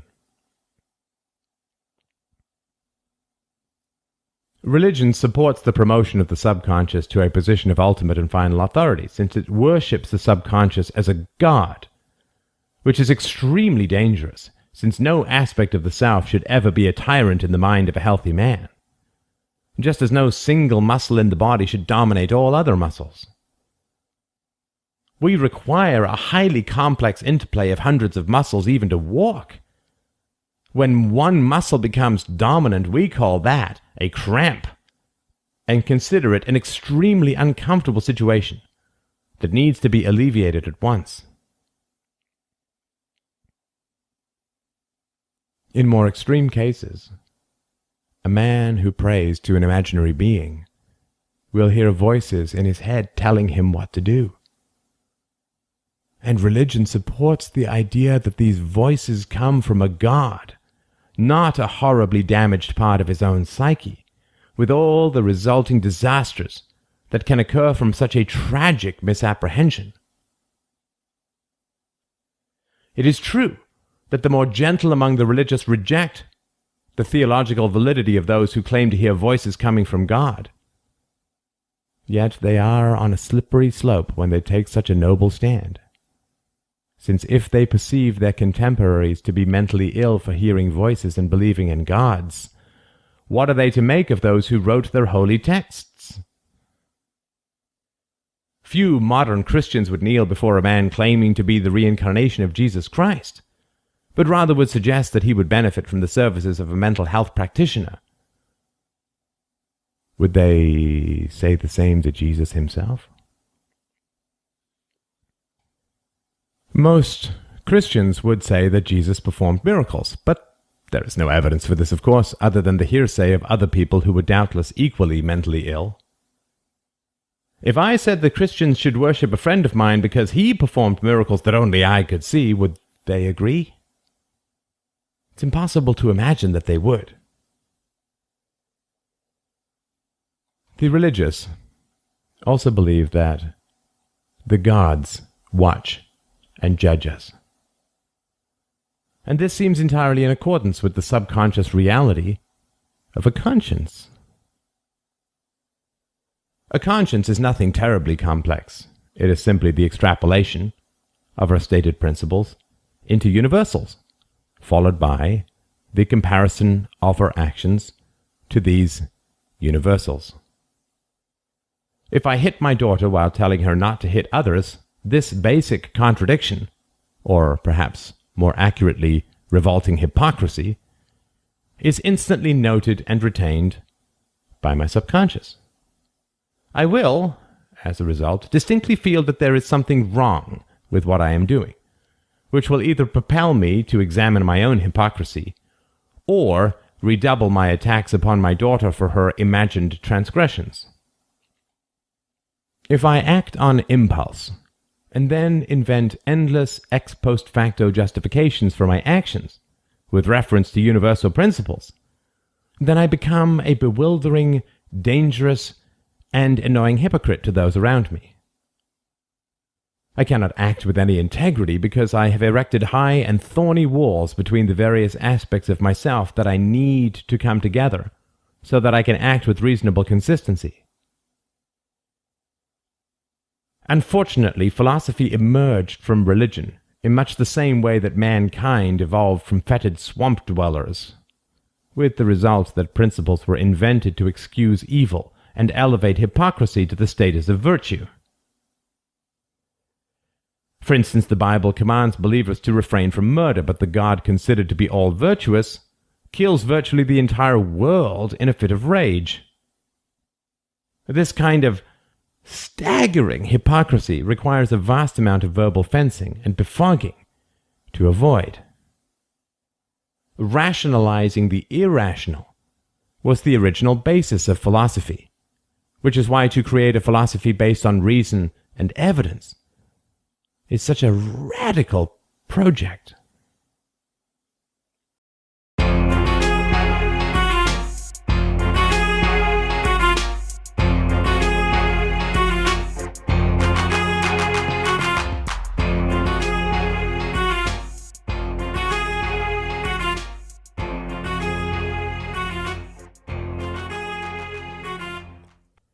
Agnosticism and Cowardice. I have often argued that agnostics are cowards, and I would like to make that case here. First of all, I do not consider the position itself to be cowardly, but rather if superior and irrefutable strong atheist arguments are consistently rejected in favor of the mental fog of agnosticism, I consider that cowardly and enormously destructive. We cannot be reasonably criticized for not adhering to knowledge we have yet to learn. Was an 18th century physician negligent for failing to prescribe a cure that had not yet been invented? Of course not. But we would condemn a 21st century physician for such malpractice. I would not criticize my 18-month-old daughter for deliberately pouring juice on the carpet, an act I would consider willfully aggressive on the part of an adult guest. Thus, if you are an agnostic, but have not yet heard the arguments in this book, please do not think that I'm calling you a coward, if that even means anything to you. But after you have heard these arguments, if you cannot refute them, and still cling to your irrational position, then that is certainly the label I will apply to you, since you will have earned it. The basic tenet of agnosticism is that no positive statements about truth can be made, because some contradictory evidence may exist in this or some other universe. There is so much that is wrong with this position that it is hard to know even where to start. So let's start with something quite simple and then work up to the more complex objections. First of all, agnosticism is always and forever specific only to the existence of deities. I have never once heard an agnostic argue that we cannot call rape wrong because it might be right in some other universe. I recently had a debate on agnosticism with a staunch anti-government libertarian who argued that we could not say there were no gods because gods might exist in some other universe. I then asked him how he could assert that governments were immoral because they might be moral in some other universe. He replied that governments have specific properties, which I did not particularly understand. And I replied that gods also have specific properties, which is why we use the word gods rather than spoon or aglet or spork or tine. He did not respond to this, but I think the point is very clear. If the possible existence of alternate universes, where truth equals falsehood, invalidates any positive declaration of truth, then this applies universally, and not specifically only to gods. I have never heard an agnostic argue for the potential existence of Santa Claus in some other universe, or leprechauns, or square circles, or 2 and 2 making 5. I have never seen a scientist reject the claim that the world is round because, in another universe, it might be shaped like a banana.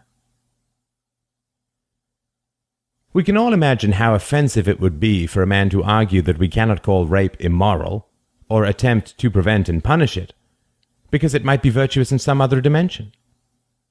Such a man would obviously be attempting to deal with his own psychological problems by creating some nonsensical and befogging philosophical junkyard of confusion.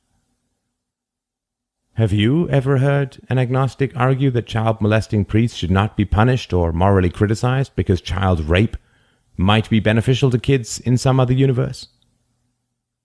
We would view such ghastly equivocation as the sign of a bad conscience, and quite possibly a mental illness. Agnosticism also faces the problem of the null comparison.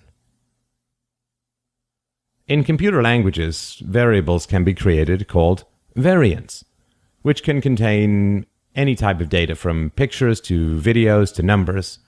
The memory clipboard on your computer used for copying and pasting just about anything is an example of this. If you ask a computer to tell you whether the number 2 is equivalent to a variant, the computer will tell you that this cannot be done because you cannot be sure that the variant is in fact a number. If I ask you whether the number 2 is equal to x, where x can be anything in the universe, or nothing at all, you will tell me that this fundamentally does not compute, and might wonder what kind of bizarre game I was up to. Is Susie an X?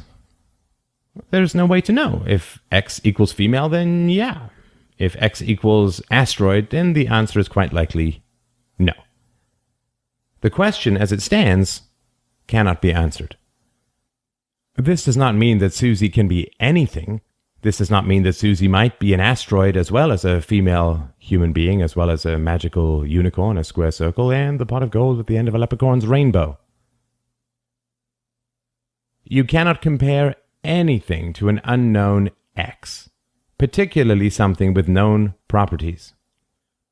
The concept, deity, has specific properties, and cannot rationally be compared to some unknown alternate universe about which we know nothing at all, the ultimate X.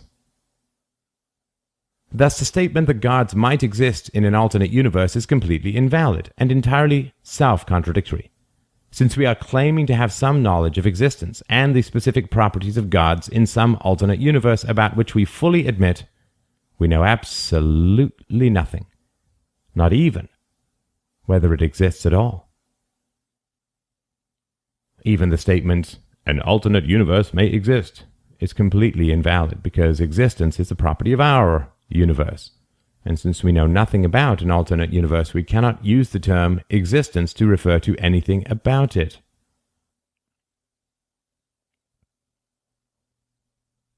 Closing the open door. Imagine that you drive over to a friend's house to pick up to go to a movie. You knock on the door, and he opens it. "Let's go," you say. He hesitates. "I can't go through that door," he says. "Huh, why not?" He purses his lips and shakes his head. "Because it might be closed in some alternate universe." Would you accept this as a rational and healthy statement on the part of your friend? Of course not. You would try to get him some professional help. You would be particularly concerned that he opened the door in the first place, thus indicating specific knowledge about its status, and only then got all foggy about whether it was opened or closed. But this is exactly the position of agnostics. They open the door of reason and evidence in order to nullify reason and evidence. They use a rational argument to say that reason is invalid. They create evidence out of thin air, which is the opposite of existence, and essentially say that no conclusions can be made because existence might equal the opposite of existence.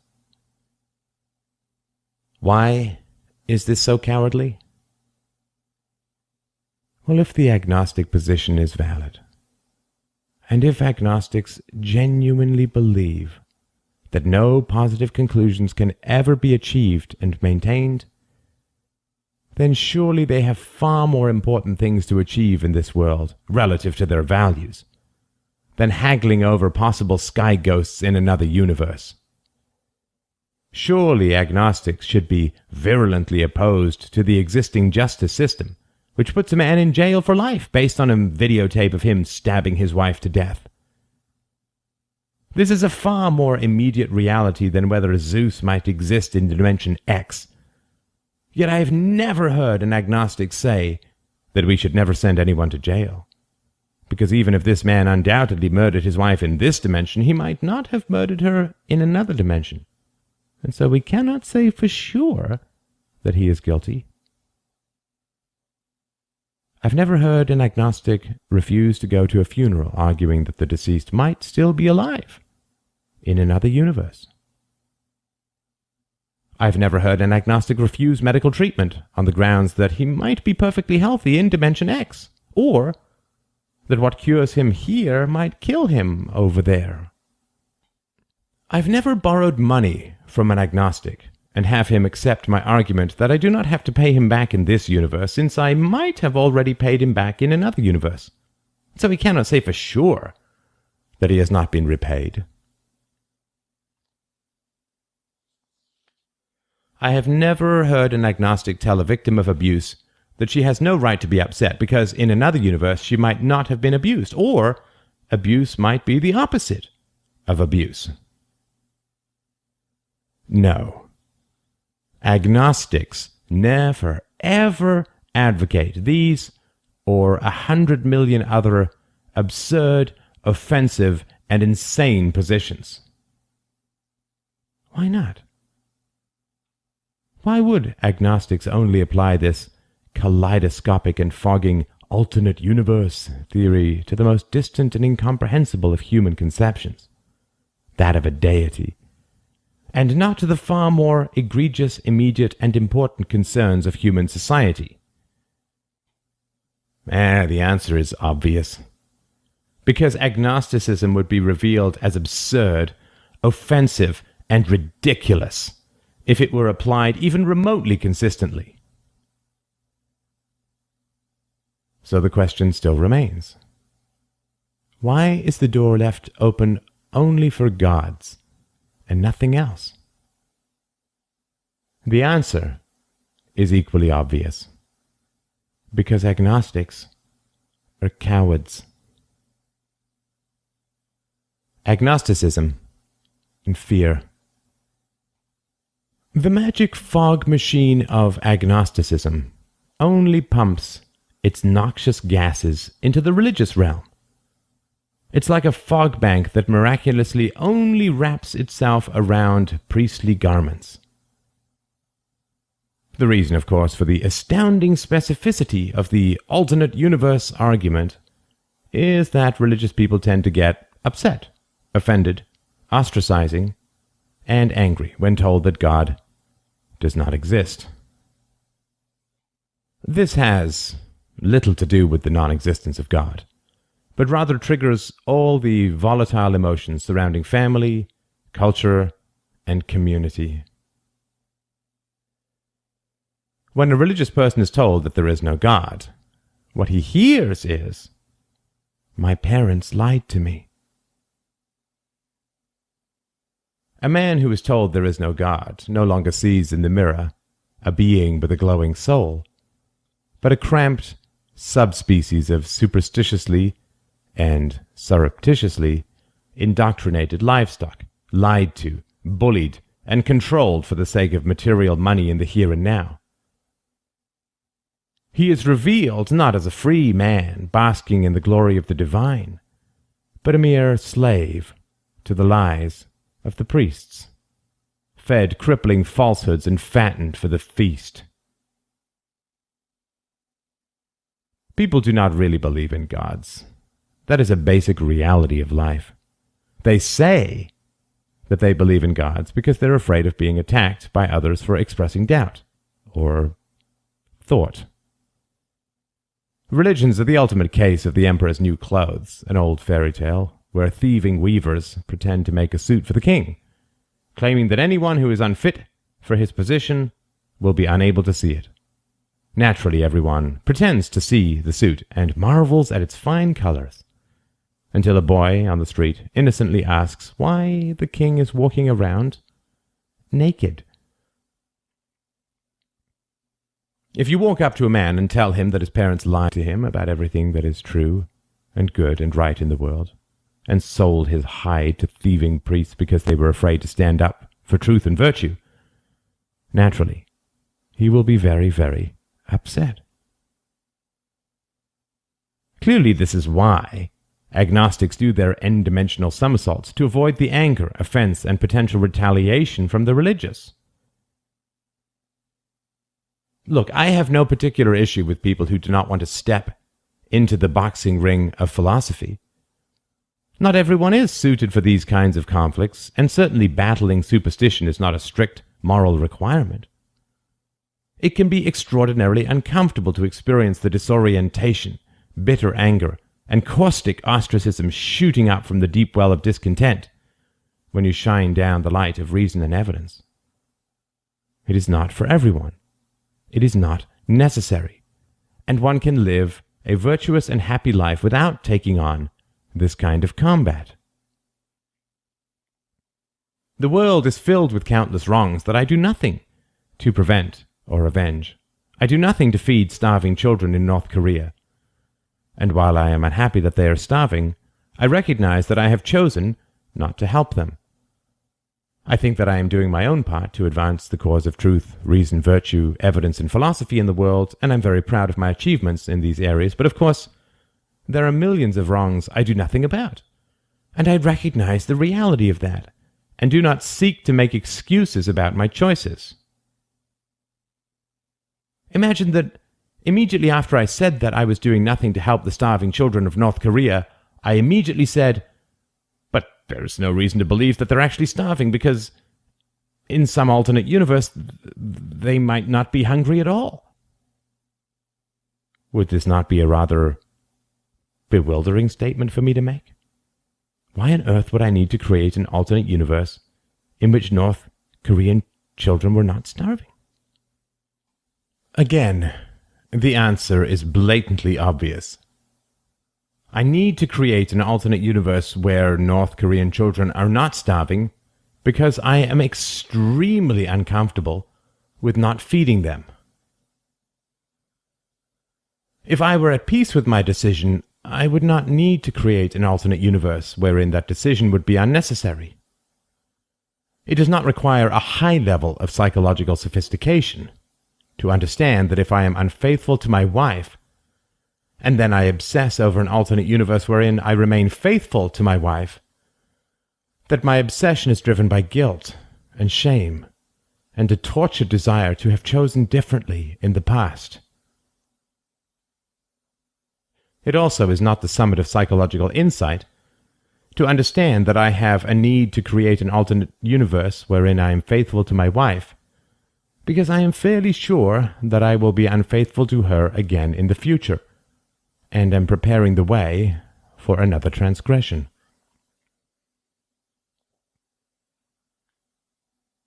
I do not have conclusive empirical evidence for this, but I have certainly experienced it during my many years of debating these issues, with friends and strangers alike.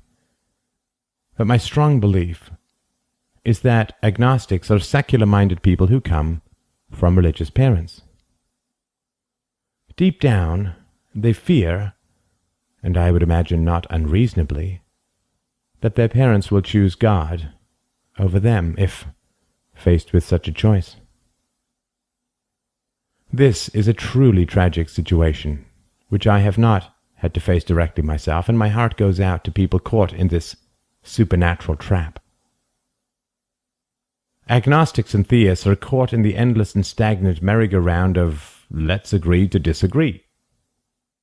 Agnosticism is a way of fencing off a topic emotionally with a big, cloudy fog bank, upon which is inscribed the blurry letters, "Don't go there." The fact that agnostics only invoke alternate universes for gods indicates not that I think that agnostics are cowardly, but rather that they themselves are of this opinion. I do wish to reiterate that I do not think it is cowardly to avoid confrontation with the religious. I can perfectly well understand why someone who has a reasonably good relationship with religious parents might wish to avoid confrontation about the non-existence of gods. However, honesty is the first virtue, and the most important honesty is honesty with the self. If that is absent, everything that follows is false. The true reality for agnostics is that they do not wish to anger or upset religious people. I can understand that, but that needs to be admitted. Failing that admission, agnostics need to apply their alternate universe theories to everything, since it is a principle of epistemology, or fundamental knowledge. To create a singular exception to a universal rule for that which makes you uncomfortable, rather than just admitting your discomfort, is dishonest and cowardly. If an agnostic can honestly admit that he is afraid of confronting religious people, then he does not need to continue slithering through the foggy gymnastics of alternate universes and the certain knowledge of the uncertainty of knowledge. Cowardice is the avoidance of honesty, not danger. A man who says he did not join an army because he was afraid of dying is being honest. A man who claims an imaginary illness, even to himself, is a liar, who is obviously uncomfortable with his own choices and chooses to bewilder and confuse others rather than be honest at least with himself. Agnosticism and Religion. Many agnostics will claim courage because they ridicule and attack organized religion. The fact that we cannot prove or disprove the existence of God, they say, has profound implications for human theology, rendering any specifics about gods or their properties utterly imaginary and foolish. This, however, does not hold logically. The alternate universe theory, as discussed above, cannot be specific only to gods, but is a universal principle that applies to everything. When the agnostic says, "We cannot disprove the existence of gods," he is really saying, "We cannot disprove the validity of any statement." This is the fundamental crux of the matter. Agnosticism cannot be a principle if it only applies to gods. And there is no logical reason why it should only apply to gods. And so no human statement or belief or perspective or prejudice or bigotry can ever be proven or disproven according to agnosticism. For an agnostic to say that organized religion is foolish runs entirely against the basic principles of agnosticism. If I believe that my God is an invisible spider that squats in my eardrum and whispers the truths of the universe only to me, how can this possibly be contradicted according to agnosticism? In an alternate universe, this could be exactly the case. The agnostic cannot say that this is definitively false. For the moment that definitive falsehoods can be identified, the alternate universe theory collapses. And this is what is so tragic about agnosticism. Agnostics often think that they are undermining religious certainty, but the exact opposite is true. By saying that every conceivable human perspective could be valid in some alternate universe, agnostics raise rank subjectivism to the status of scientific objectivity and madness to rational skepticism. An agnostic cannot say to a racist that he is wrong, because in some other universe, the despised race might in fact be inferior. This failure to identify and apply objective and consistent principles, the very essence of philosophy, not only drops any and all philosophical defenses against subjective bigotries, but rather spurs them on and elevates them to the very heights of philosophical wisdom. Finally, agnosticism is a snake that eats itself. If we say that no human statement of truth can ever be proven or disproven, what are we to make of that statement itself? Isn't this just another example of one of the oldest philosophical piles of sophist nonsense? The statement, "Nothing is true"? Of course, if nothing is true, the statement that nothing is true is false, which is a self-detonating position. In the same way that agnosticism creates this magical exception for the existence of gods, it must also, by the very logic of its principles, create a magic exception for its own arguments. The moment that we hear the word "except" in a philosophical statement, we know that we are in the presence of grade A nonsense. Nothing is true, except this statement. Meh, that isn't even philosophy, that is just a Mobius strip fortune cookie. In the same way, when agnostics affirm that no statement can be proven or disproven, are they creating a magical exception for that statement? If so, on what basis do they create this magical exception? If not, then do they recognize the ridiculousness of their position?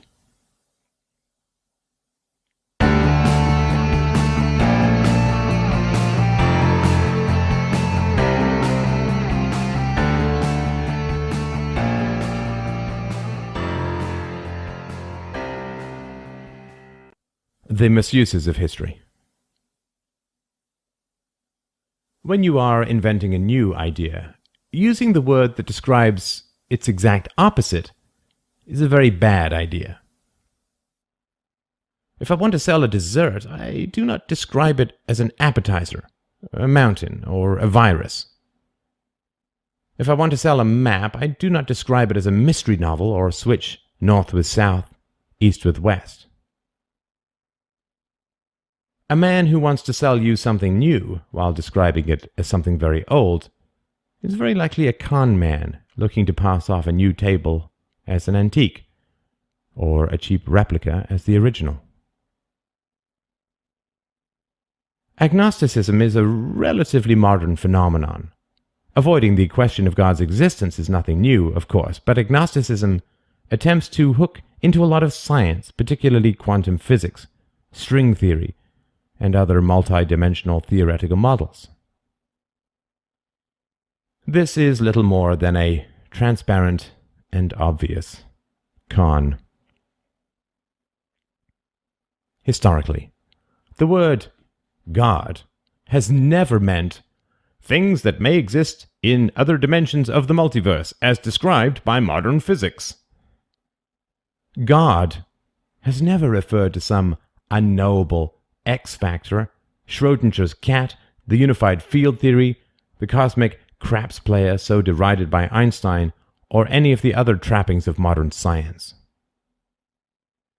No, let's not empty the word God of its true and original meaning, which was a cosmic and spiritual father who created the universe, breathed life into mankind, burns the wicked and saves the innocent, and so on. This meaty and monstrous Superman, this thunderbolt-hurling patriarch of our dim and brutal histories, this frustrated and enraged slaughterer of rebels and skeptics, this fearful and omnipotent beast, should not be reduced to some pale and conceptual ghost hiding out in the dim theoretical alleys between the atoms. Using the word God to refer to some theoretical possibility of mind-bending modern physics is to take a word steeped in the superstitious blood of our earliest collective histories and attempt to propel it like some time-bending slingshot forward into the future, an exercise in futility, since this old and very brittle word cracks and collapses in the face of such insane velocity. When it was first discovered that the world was round and not flat, the word flat was not enlisted to describe the newly discovered roundness. If you attempt to use the same word to describe something very different, you will spend the rest of your life trying to slice and dice people's comprehension of your meaning. Wait, do you mean the word one to mean the old number one, or the new symbol for zero? It is so obviously inefficient to use the same word for opposite things, or even different things, that we should be immediately suspicious when this problem arises. A man who proposes calling his wife his mother and his mother his wife is complicating not only his relationships, but also his psyche. A cab driver who tries to start using the word uptown to mean downtown will simply annoy his customers, and lose his job. The passionate, visceral, crazed, and dangerous deities of the ancient world were called gods. The word refers to Stone Age superstitions, not modern theoretical definitions of physics. God refers not only to a pre-scientific period, but an anti-scientific and anti-rationalist stage of our development, if development is even the right word. To the Egyptians of 6,000 years ago, the gods were living beings that you prayed to, feared, obeyed, and slaughtered virgins for. They joined you in war, contemplated healing you in sickness, cursed your enemies, and strengthened your offspring. They did not hide in some possible alternate universe, waiting for almost 6,000 years for some scribbles on a mathematician's paper to reveal their potential hiding place. We do not see agnostics attempting to rehabilitate the phrase human sacrifice by referring to it as a synonym for benevolence, because the strangeness, irrationality, and, quite frankly, psychological problems that would be revealed by such a goal would be far too obvious. Agnostics do not strenuously advocate for the legalization of rape, arguing that it might be moral in some other universe. Yet they strenuously oppose atheists who deny the existence of God. This is a most strange position to see. Surely, if evil might equal good in some other universe, then violently banning evil in this universe is utterly unjust. Yet, oddly enough, agnostics slither right past violently enforced views such as the evils of rape, murder, theft, parking in a handicapped zone, the non-payment of property taxes, failing to come to a proper stop at a stop sign, speeding, and everything else. All these legally enforced perspectives are utterly ignored, although they are inflicted with infinitely greater absolutism than a mere philosophical argument. And the agnostic reaches with open fingers for the throat of the mere atheist. In other words, the violent enforcement of certain perspectives is perfectly acceptable to the agnostic, but mere arguments for other perspectives must be aggressively and endlessly opposed. This is why I call agnosticism cowardice. And if you are still an agnostic, after reading and failing to rebut these arguments, you have well earned the label.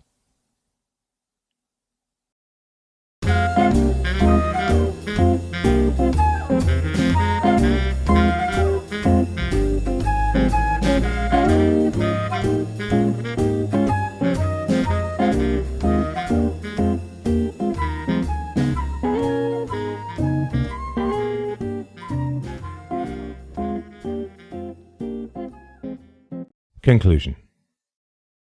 The first virtue is always honesty, and the first honesty is always with the self. I do not for a moment imagine that agnostics have reached their conclusions by dispassionately looking at the available arguments and evidence. Agnosticism, like determinism and other forms of self-detonating superstitions, arises from a fear of social attack and a staunch denial of self-knowledge. If you do not have the stomach to encourage the potentially rational, expose the irrational, and condemn the anti-rational, you have nothing to be ashamed of. I feel queasy at the sight of blood. I'd make a terrible surgeon. But I know and accept this fact, so I don't need to recast my queasiness as other-dimensional courage. If you are afraid of sticking your neck out in this highly unprofitable realm, that's completely fine.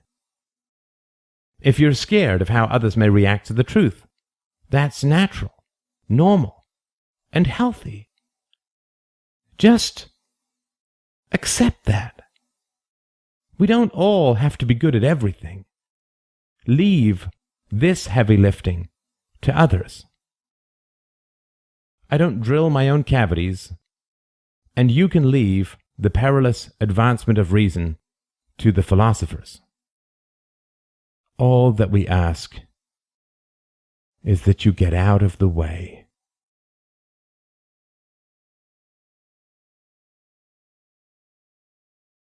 Thank you so much for listening to Against the Gods by Stefan Molyneux of Free Domain Radio. If you've enjoyed this book, please consider donating to the philosophical conversation to help spread reason and philosophy at freedomainradio.com.